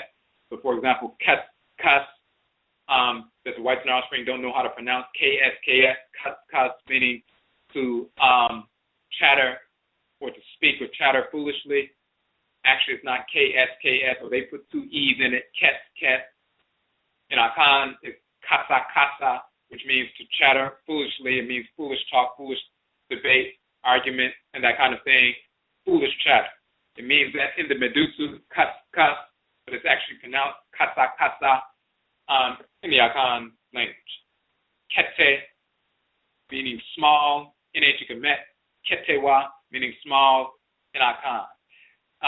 Ari, I, in ancient Kemet, the eye to see from. Ani, meaning I, in the Akhan language. You'll find hama, or hima, meaning to roar like a beast, like a lion, to roar, to, rage and so forth. In Akhan, hama, means to rage boisterously and so forth. So we had a number of different, and of course, Jida meaning purification, Ojira meaning a celebration of purification in ancient Kemet, Ojira meaning purification in Akhan, Ojira meaning a celebration of purification, which is actually the new year, which is called Ojira. So if you do that not only with the Akhan language, but Yoruba, Igbo, Bakongo, and various other languages on the continent, you will find that the same words exist in those languages you find in the hieroglyphs of ancient Kemet, in the Medutu, in the ancient language. So you can always go back to that language. There are many books you can download online with prayers translated and transliterated. So you'll see the prayer in the language of Kemet with the transliteration, and then you'll find the English translation. But you can read the transliteration and you'll see the terms like Adi for eye and Aro for mouth and all these different things, and you can read some of those prayers. For example, in the book of the Coming Forth by Day, the so-called Book of the Dead, there are different chapters, and you can read some of the prayers from those chapters. You can copy them down and you can read them off. And you can start with that. You don't have to be fluent in the language. You can read one of those prayers and memorize. We also wrote a document. It's called Sample Apai Sample Prayer in the language of Kemet, using Tree to vocalize. We have a sample, a basic prayer in the language of Kemet, and then we have the translation in English, and then we also have a link to an audio clip where we're saying the prayer in the language so you can hear it yourself, so you can memorize it yourself. And it's just a basic prayer invoking Amen, Amenet, Ra, Ra'et, the various different divinities, the Aku, the Akutu, the ancestresses and ancestors, and so forth. And there's a short prayer to the Ka and the Kayat as well. So you can use that very simple prayer to start off with, and as you begin to learn the language and they begin to direct you to who your Nsamanfo are and what clan you come from. If you find out that you are Basa from Liberia, then you start learning the Basa language. You find out you're Fula, then you begin learning Fula language and begin to incorporate that as well.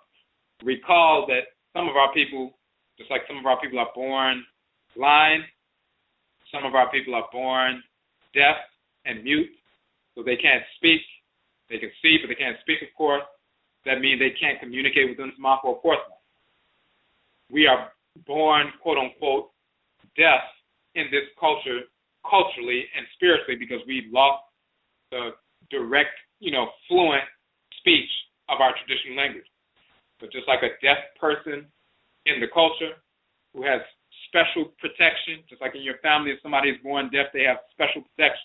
Somebody messes with them, the whole family will attack that person. The Nsamanfo are the same way.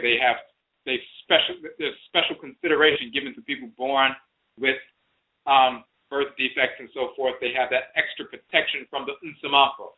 And in that regard, we have that kind of extra protection when we have been born lost of that language. So they come to us more intensely at the shrine, visually and orally and everything else, to make up for the fact that we didn't have that language, and they help us direct us towards that language and put people in front of us who have that kind of information that can guide us in that direction.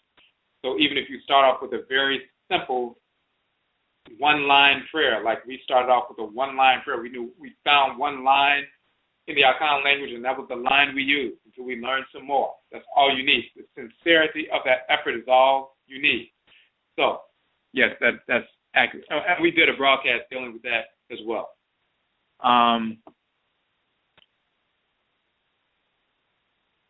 So as we're scrolling through here some more, let's see if we missed anything else.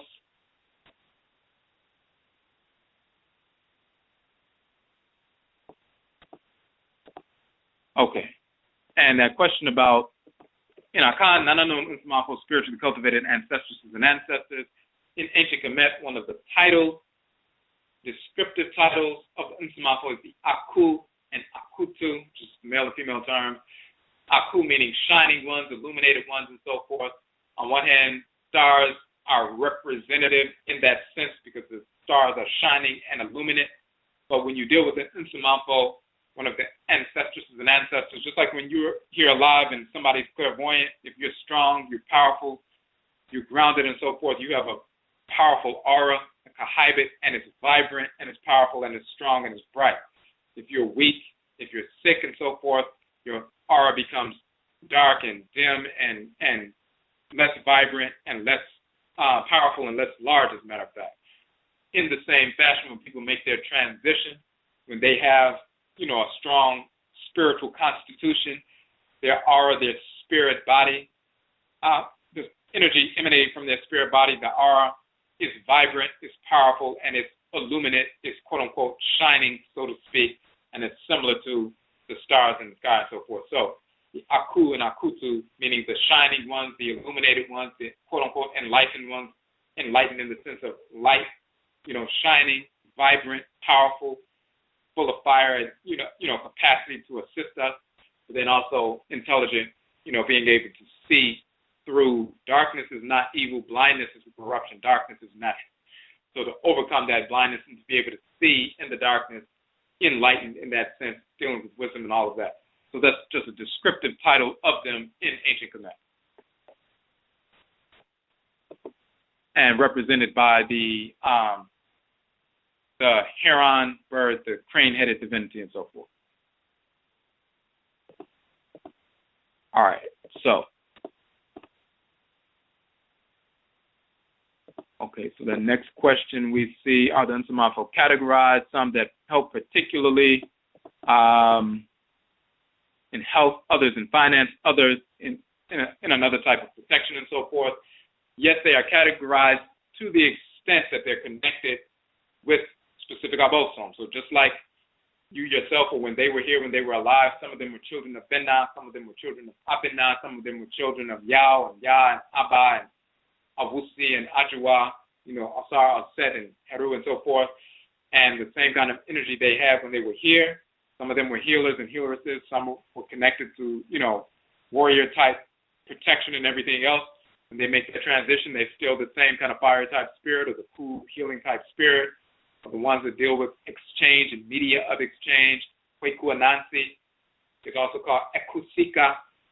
Sika means gold, but that's, of course, in English, we're talking about money or media of exchange. This is why they talk about Kweku Anansi or Wuku Anansi, dealing with media of exchange, dealing with money, transactions, and so forth. This is why in Yoruba they say Eshu, or Legba in the bank, and so forth. He deals with media of exchange, whether it's money, whether it's communication, and so forth.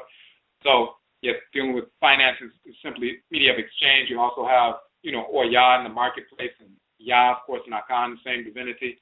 So depending on the abosom that governs the person, they have certain capacities, certain talents, certain innate propensities, and they manifest that in life, and they also manifest that after death in the ancestral realm.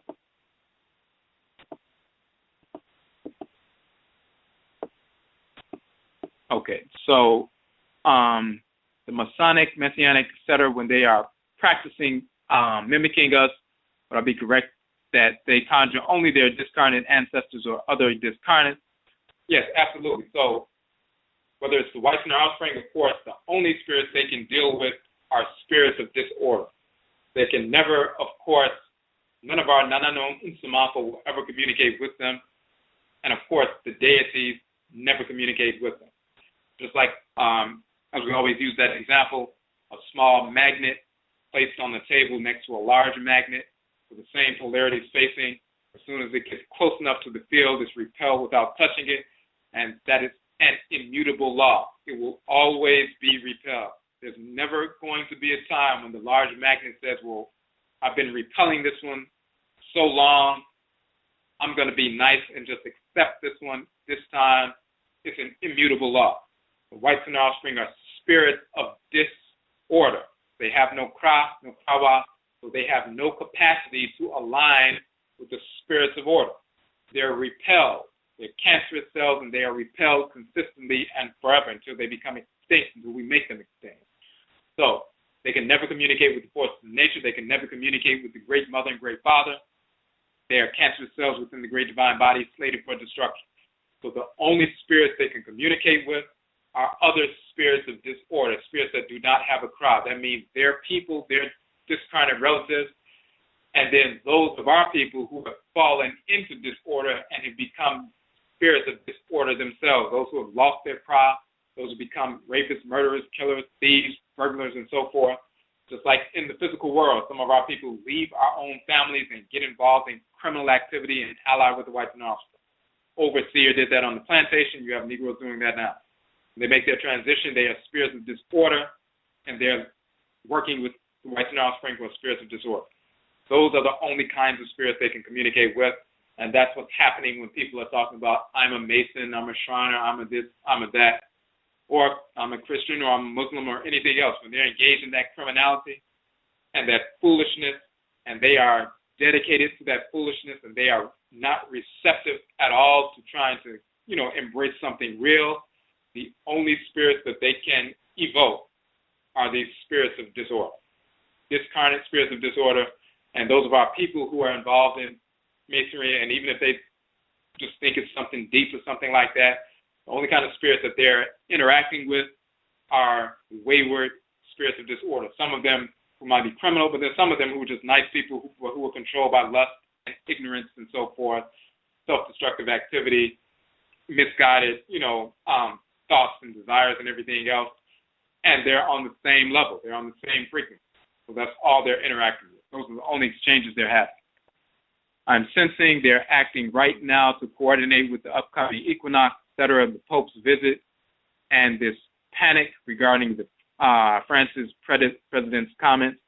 And they can coordinate all they want, and it means absolutely nothing, because they cannot draw any energy from the forces in nature that govern the equinoxes and so forth. They can't draw any energy from any little ritual that they do. A lot of the things that they do and a lot of the things that they promote, like, for example, people saying that whites and their offspring learned about our sciences in ancient Kemet. They learned about voodoo and learned about Ifa and things like that, and now they're using our spiritual sciences and the spirits against us. No deity has ever worked with the whites and their offspring, so they cannot use any spiritual science against us. No deity has ever worked with them and ever will, so they can pray and invoke and do in every ritual imaginable, and no abosom, no deity, whether it was in ancient Kemet or now, has ever or will ever communicate with them. So the only spirits they can work with are their dead relatives who are criminals, and then the small percentage of our people who become criminals as well. So that's not any divine power. They have absolutely no divine power. Just like a person physically can direct somebody, hey, go kill this person, get a gun and shoot or whatever, well, we can do the same thing. In the same fashion, they can direct some little criminal spirit, hey, go listen in, go do this, do that. But we can do the same thing, but we can do even more when we get involved in our culture. So they don't have the capacity to utilize our sciences, quote unquote, which is a nonsensical term anyway. They don't have the capacity to do so because our quote unquote sciences or our ritual practices are founded upon our invocation of the Supreme Being, the Great Mother and Father, and the abosom, the deity. If you cannot invoke the abosom, you have no connection, and they can't do that. Sometimes they will utilize that misinformation to intimidate our people and make us believe that, get us in the grips of fear, as we talked about last night, fear instead of oku, knowledge. And once you're caught in the grips of fear, you paralyze yourself, and then you don't move forward and do what you need to be doing. Like a deer in headlights. A deer doesn't have to get hit by a truck. They get paralyzed by fear, and they stop. They have legs, they have power, they have muscles, they can move, they can jump out the way very quickly. If they allow themselves to be paralyzed by fear, then they get hit. So, same thing.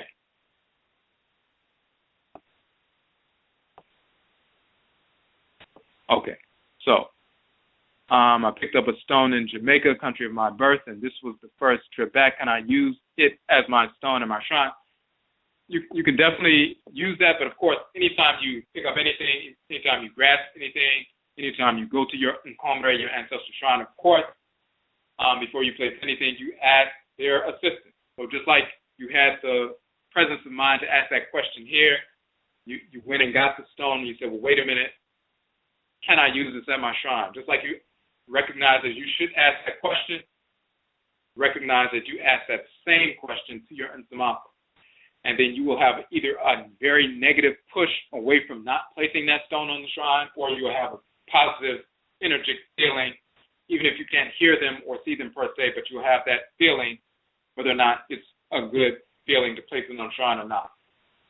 And then even further, if you went ahead and placed it because you weren't receptive, you go to sleep and you have a dream, and they will let you know in a dream whether or not they want you to keep that stone on the shrine or not.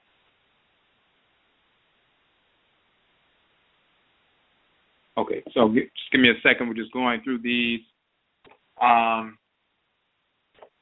through these comments.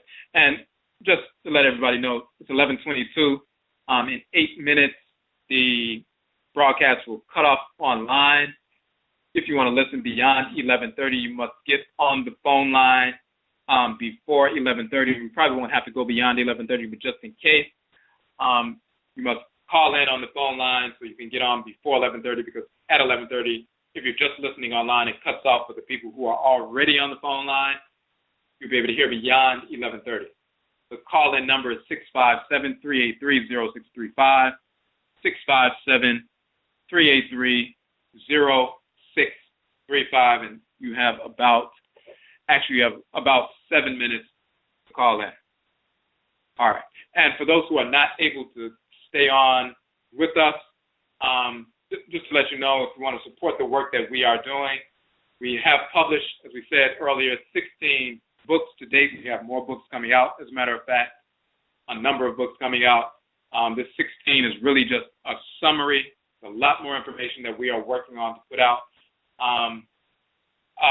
We have 16 books on the website. All the ebook versions of our 16 books are free downloads from the website. You can download them at any time. We do sell the soft cover versions of our books. They range between $8 and $11. And then if you order 10 books or more, like some people order the first 10 book set, or 11 book set, or 12 book set, or all the way up to the entire 16 book set, any 10 books or more is automatically 30% off. So for example, the first 10 books is $66 for 10 books.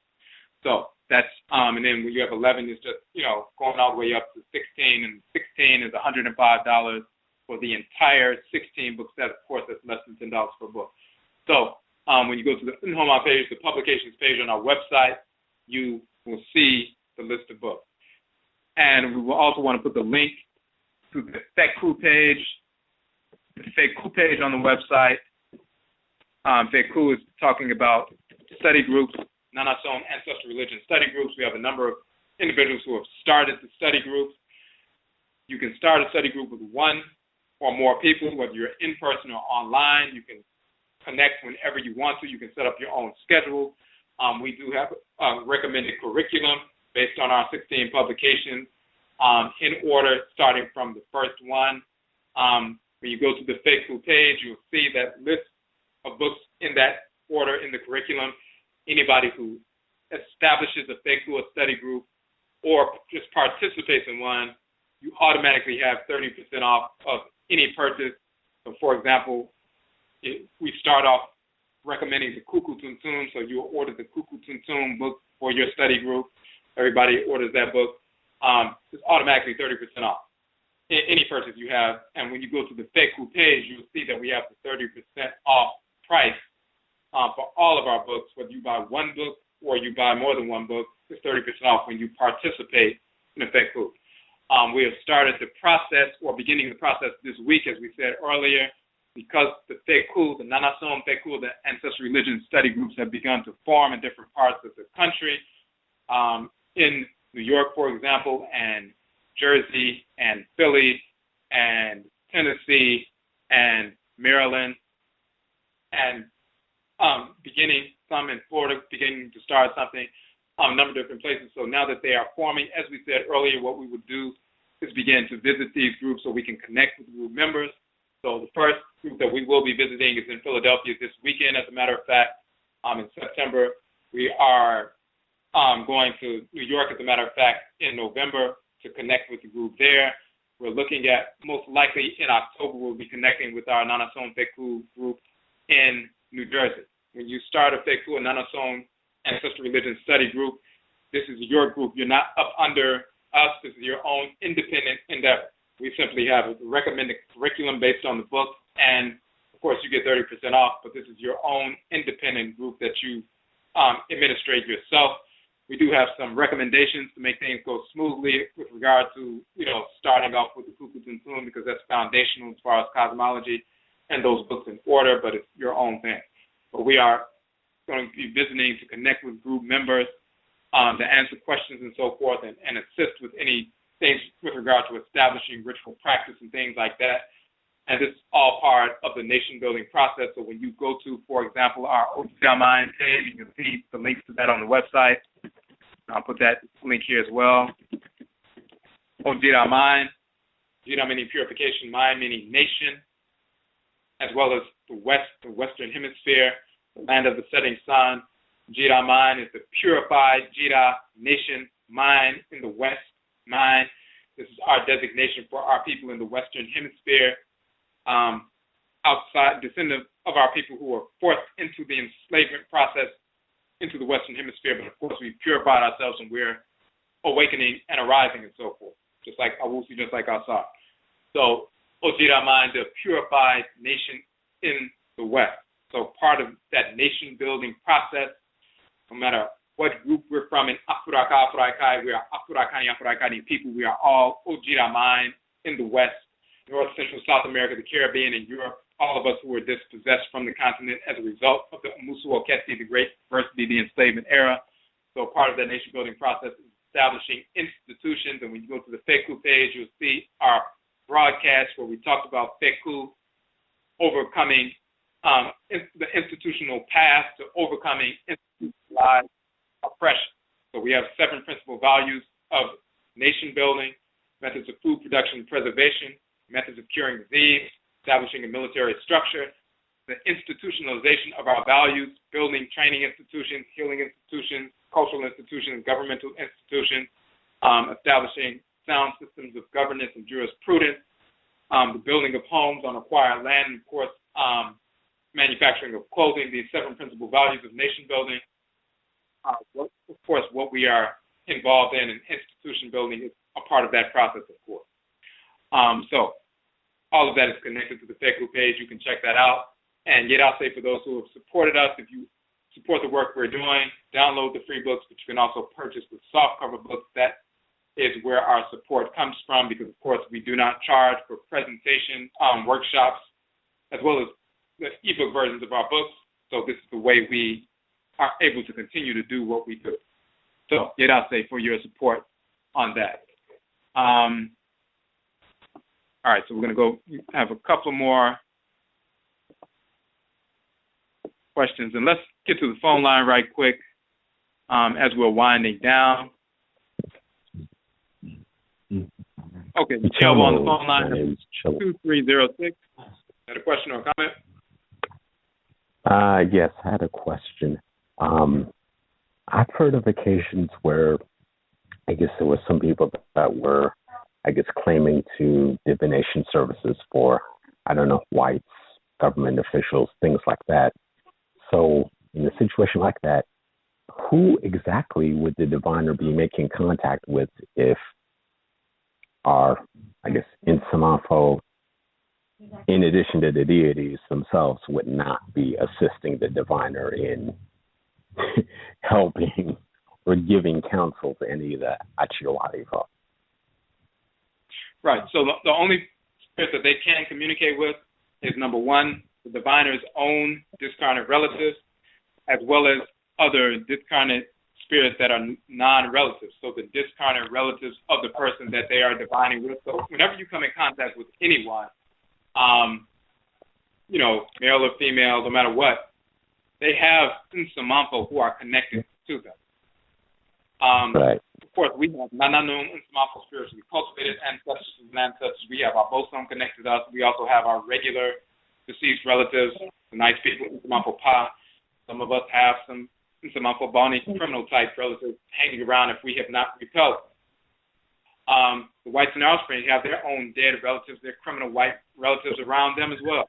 Step in a room or they come to a diviner, they walk in the room and they sit down, but one of their white relatives, one or more, is hanging around them as well. Sometimes they have other discarnate non-relatives around them as well. It's like a homeless person can follow you home. If you let them follow you around, they hang around your house because you give them money, they'll stay around your house because they want some money. When they make their transition, that spirit will hang around you if you do not repel. So they'll have relatives, their own dead white relatives, but then they also have discarnate non-relatives hanging around them. Of course, the only kinds of spirits that will hang around the wife and offspring are spirits of disorder. So it is those kinds of spirits that these diviners are communicating with, and they pass those communications off as communications with the dead. But they can ask those people to go do things for somebody. So if it's a government official and they're trying to, find out what's going on in another, area or of government, just like physically you can tell somebody, hey, get up, go outside, go to the other office building, sit down in that office and listen to what those people are saying. And once you hear what they're saying, get up and come over here and tell me what they're saying. Somebody can physically do that, but when they die, you can ask their spirit, hey, I'll kill an animal for you, give you a flood of energy. If you go over right now and listen to what these people are saying and tell me what they're saying, so when they come back, they can get that information. They can make plans on what they're going to do to counteract what the people are doing, and they don't even know what you're planning. It has nothing to do with divinity. It's just sending some crackhead to go do something, and when they make the transition in that spiritual crackhead to go do something, they will do it. If you kill an animal just like when they were alive, they'll do anything if you just give them some drugs so they can have that rush of energy for 5, 10, 15 minutes. It has nothing to do with divine order or spirituality. They're just manipulating someone to do something for them. So that's all that they're doing. Right. So I guess so. Okay. So basically, in the case of like the diviner that's, let's say they're doing this for hire, I guess that means, okay, well, since they're not exercising any divinely sanctioned, I guess, mission in doing this. Absolutely not. This would just even be, if right. Like even if it was a situation when you had somebody originally, like say you had a, Babalawo or something like that, somebody who was, born and they were connected to Ifa, and ever since they were a child, the parents knew, hey, this is what you're supposed to do. And they, began to develop into that practice and follow what their function was, right? And they grew up and they became an Ifa priest, and they doing divination and everything. But then they come along and get connected with some practice and they start getting some money, and then they, all of a sudden, now they're not doing what they're supposed to be doing. Well, the Orisha abandoned them immediately, instantaneously. They're still the same person. They still have the same clothes, same name, and talk the same stuff that they're talking, but the Orisha are gone. They still have the same shrines that they had the day before when the Orisha was there, but the little shrines are sitting there, and they're very attractive and everything else, and people are like, wow, look at those shrines, but the Orisha have left the building. So the only spirits that will take up a residence in those shrines now, because they're empty, are those perverse, discarnate spirits of disorder. So when the people come into the spot, this person used to be a reputable priest, but once they started engaging in disorder, the Orisha left them. And now they're just dealing with discarnate spirits. And people say, well, man, I remember 5 years ago he did this reading for me and it was great. I'm going back to him today. Well, he's not the same person he was 5 years ago because the Orisha are gone. So that's the kind of thing that's taking place. And it's the same with the Akhan people, the Vodou, and anything else. When people engage in disorder, the Abosom, the Vodou, the Orisha instantly bounce. And then the only thing left is criminal type spirit. Okay. Yeah, because I had a friend of mine that was telling me about a situation like that, and it just struck me as odd, like, okay, how's this? Well, one thing, the diviner actually choosing to do that or choosing to work for, those particular types of people, I'm like, really? But, yeah. Oh, okay. Yeah, so that's what's going on. That's exactly what's going on. So,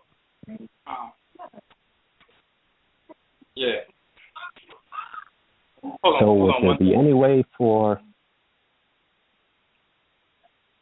Okay, go ahead. Yeah, so, okay, assuming that someone is engaged in disorder, how far would they need to go, I guess, in order to redeem themselves if this is what they would been doing?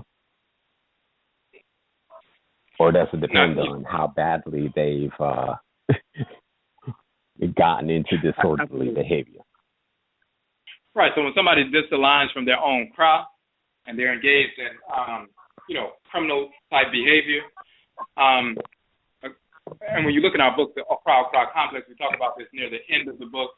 3 major things that can happen when somebody disaligns from their own crop, the tendency that dwells in the head region. 1, they can die. The crop separates from them and they die. Number 2, they can lose their mind and they become disordered, mental disorders, all various forms of psychosis. And number 3, they can manifest, extreme antisocial behaviors, criminal type behaviors and so forth, and they engage in that kind of criminality on a regular basis. So they're constantly engaged in disorder, lying, murder, thievery, all kinds of criminality. So, and that's when the OKRA is separated completely and for good. And that spirit returns to Nyame wa Nyame, just like a drop of water dissolving back into the ocean, then that crop is gone for good. Now, some of us, we can become disaligned from our crop temporarily. We engage in some foolish behavior, but at some point we get ourselves back on track and we realign with our crop ritually and we get back to normal. And some people have gone beyond that. They've become so repulsive, so criminal that the crop separates from them for good, and now they're a spirit without a crop, like a physical body with the head cut off. They're a spiritually headless individual. So that's what takes place, and this is what a lot of these individuals are. This is what a lot of these individuals are doing. This is how they're operating. Right. Okay.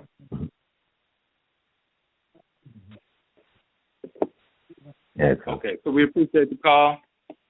Okay. All right. May I say? That's it. All right. Okay, so we, as a matter of fact, it is 11:39. We actually have, a number of calls, as a matter of fact, so we're going to take one more, and then for the people who are still on the line, because we definitely wouldn't be able to get to every single call, but what you can do, a couple of things. You can email us, but you can email us your question, or you can also connect with us. If you are not already on our social media network, we have a separate private social media network outside of Facebook. We are on Facebook and Twitter and Instagram. We're Odwirafo on Twitter, Odwirafo on Instagram, Odwirafo on YouTube, Odwirafo as well as Kwesi Akhan on Facebook and so forth. So you can connect with us there. But then we also have a separate social media network, Akuraka-Ning.com, Ning.com, on the Ning platform. It's a separate network that we pay for. You can connect with us there. You can create a profile. We post there are forums. We post blogs and articles and videos, and people interact, and people post their information for their groups, study groups and so forth, and post images and post videos and all kinds of things. It's very similar to Facebook. It's just our own personal group where people can, and we have hundreds of people on the group from around the world, as a matter of fact. Our people, of course, only.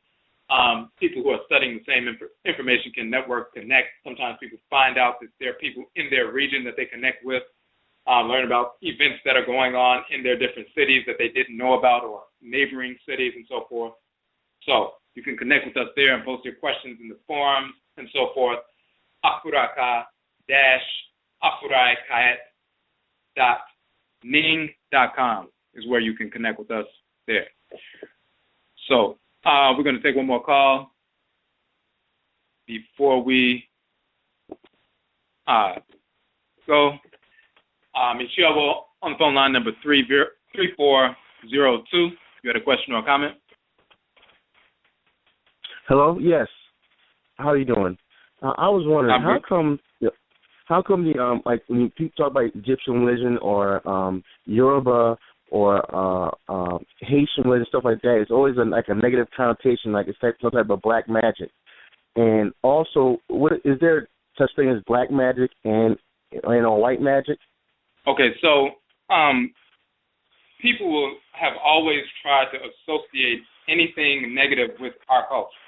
So whether we talk about, Akhan culture, hoodoo, juju, voodoo, ancient Kemet, anything, the goal of the white Narrow Spring is to try to demonize our culture so that they can control us. They don't want us to embrace our ancestral religious practices because they know that's our power source. When we align with divine order, that means we embrace divine order fully.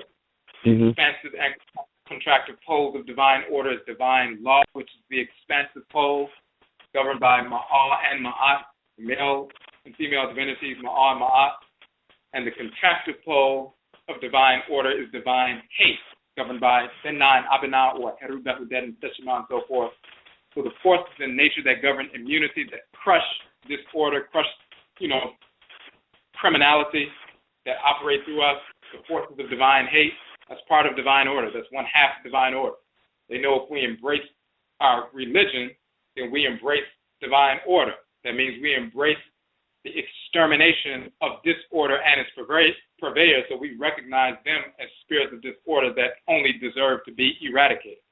So they can't have that if they're trying to control the people. So they have to give us a fake religion so we can worship a white cracker and, fear the white cracker and all this other nonsense. So they always seek to demonize our culture. So the first thing, of course, we need to do is reconnect with our own culture.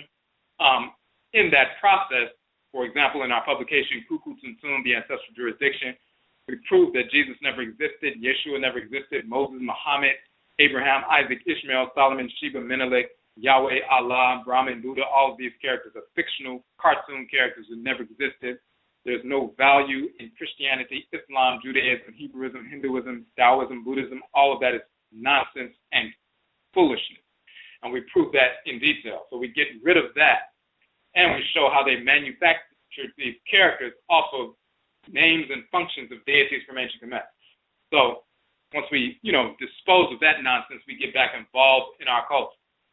So that whole demonizing aspect, that's a political ploy to try to lure our people into foolish pseudo-religion so that the white Narrow Spring can control the minds of our people. That's the reason they seek to, denigrate our practice. And it's not based on anything real. And they know it's false, but they just don't want us to know that that demonization process is a false process. When it gets to what people call black magic and quote-unquote white magic, and even with that, they still try to throw in the black is the evil and the white is the good and so forth. For example, in our Akan culture, when we were talking about AKWASIDAE, was often misnomered witchcraft, but the Bayi is a higher, quote-unquote, psychic power, as we talked about last night in the previous broadcast. You have different kinds. You have Bayi Boro, which is hot, quote-unquote, Bayi or hot, quote-unquote, witchcraft. You have Bayi Papa, which is cool, quote-unquote, witchcraft for that higher psychic power. So people can utilize a certain lower level of psychic energy in a negative fashion, just like you can utilize your muscular power to save your, cousin from a burning building, or you can use your muscular power to commit armed robbery. It's the same muscular power, but you're utilizing it based on what's in your head. In the same fashion, your lower level psychic power you can utilize to influence desires, influence other discarnate spirits in a positive fashion or a negative fashion. So that is what they refer to as black magic and white magic, so to speak. And what we've been talking about tonight with regard to people either invoking actual abosom, actual orisha, actual voodoo, meaning they're invoking the spirits of divine order, as opposed to evoking criminal, discarnate, wayward, deceived spirits and passing that off as communication with deity. That's what the white Narrow Spring or other people would generally be referring to as quote-unquote black magic, quote-unquote the dark side and so forth, as opposed to the, quote-unquote white magic. But that's what's going on.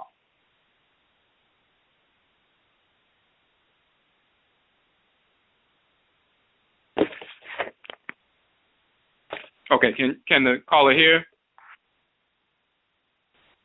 It looks like, okay, that call dropped. Okay, I see a message, call dropped. And it's also saying, that they were experiencing some trouble with Direct Connect, even though we weren't using Direct Connect. However, want to make sure. So actually, that was the last call in any event, so we can end the broadcast here. So again, if you have any questions or comments, simply email us, connect with us, and so forth. Facebook, Twitter, Instagram, YouTube. Subscribe to us on our YouTube channel, so anytime a new video comes out, we're going to be sending something out, as a matter of fact, very soon. Tonight, as a matter of fact. Subscribe to us on YouTube so you get that automatic, alert every time a new video is released. Hit the follow button here on the Blog Talk page, on our Blog Talk channel page. That way, anytime we send out a notification saying that we're going to, have a broadcast or any updates, you'll automatically be on that list. And of course, connect with us on Facebook, as well as Odwirafo on Twitter and Odwirafo on Instagram and so forth, and we can connect in that fashion. So, again, Yedase, we thank you for tuning in, and Yebeshia Bio, we will meet again. That's it.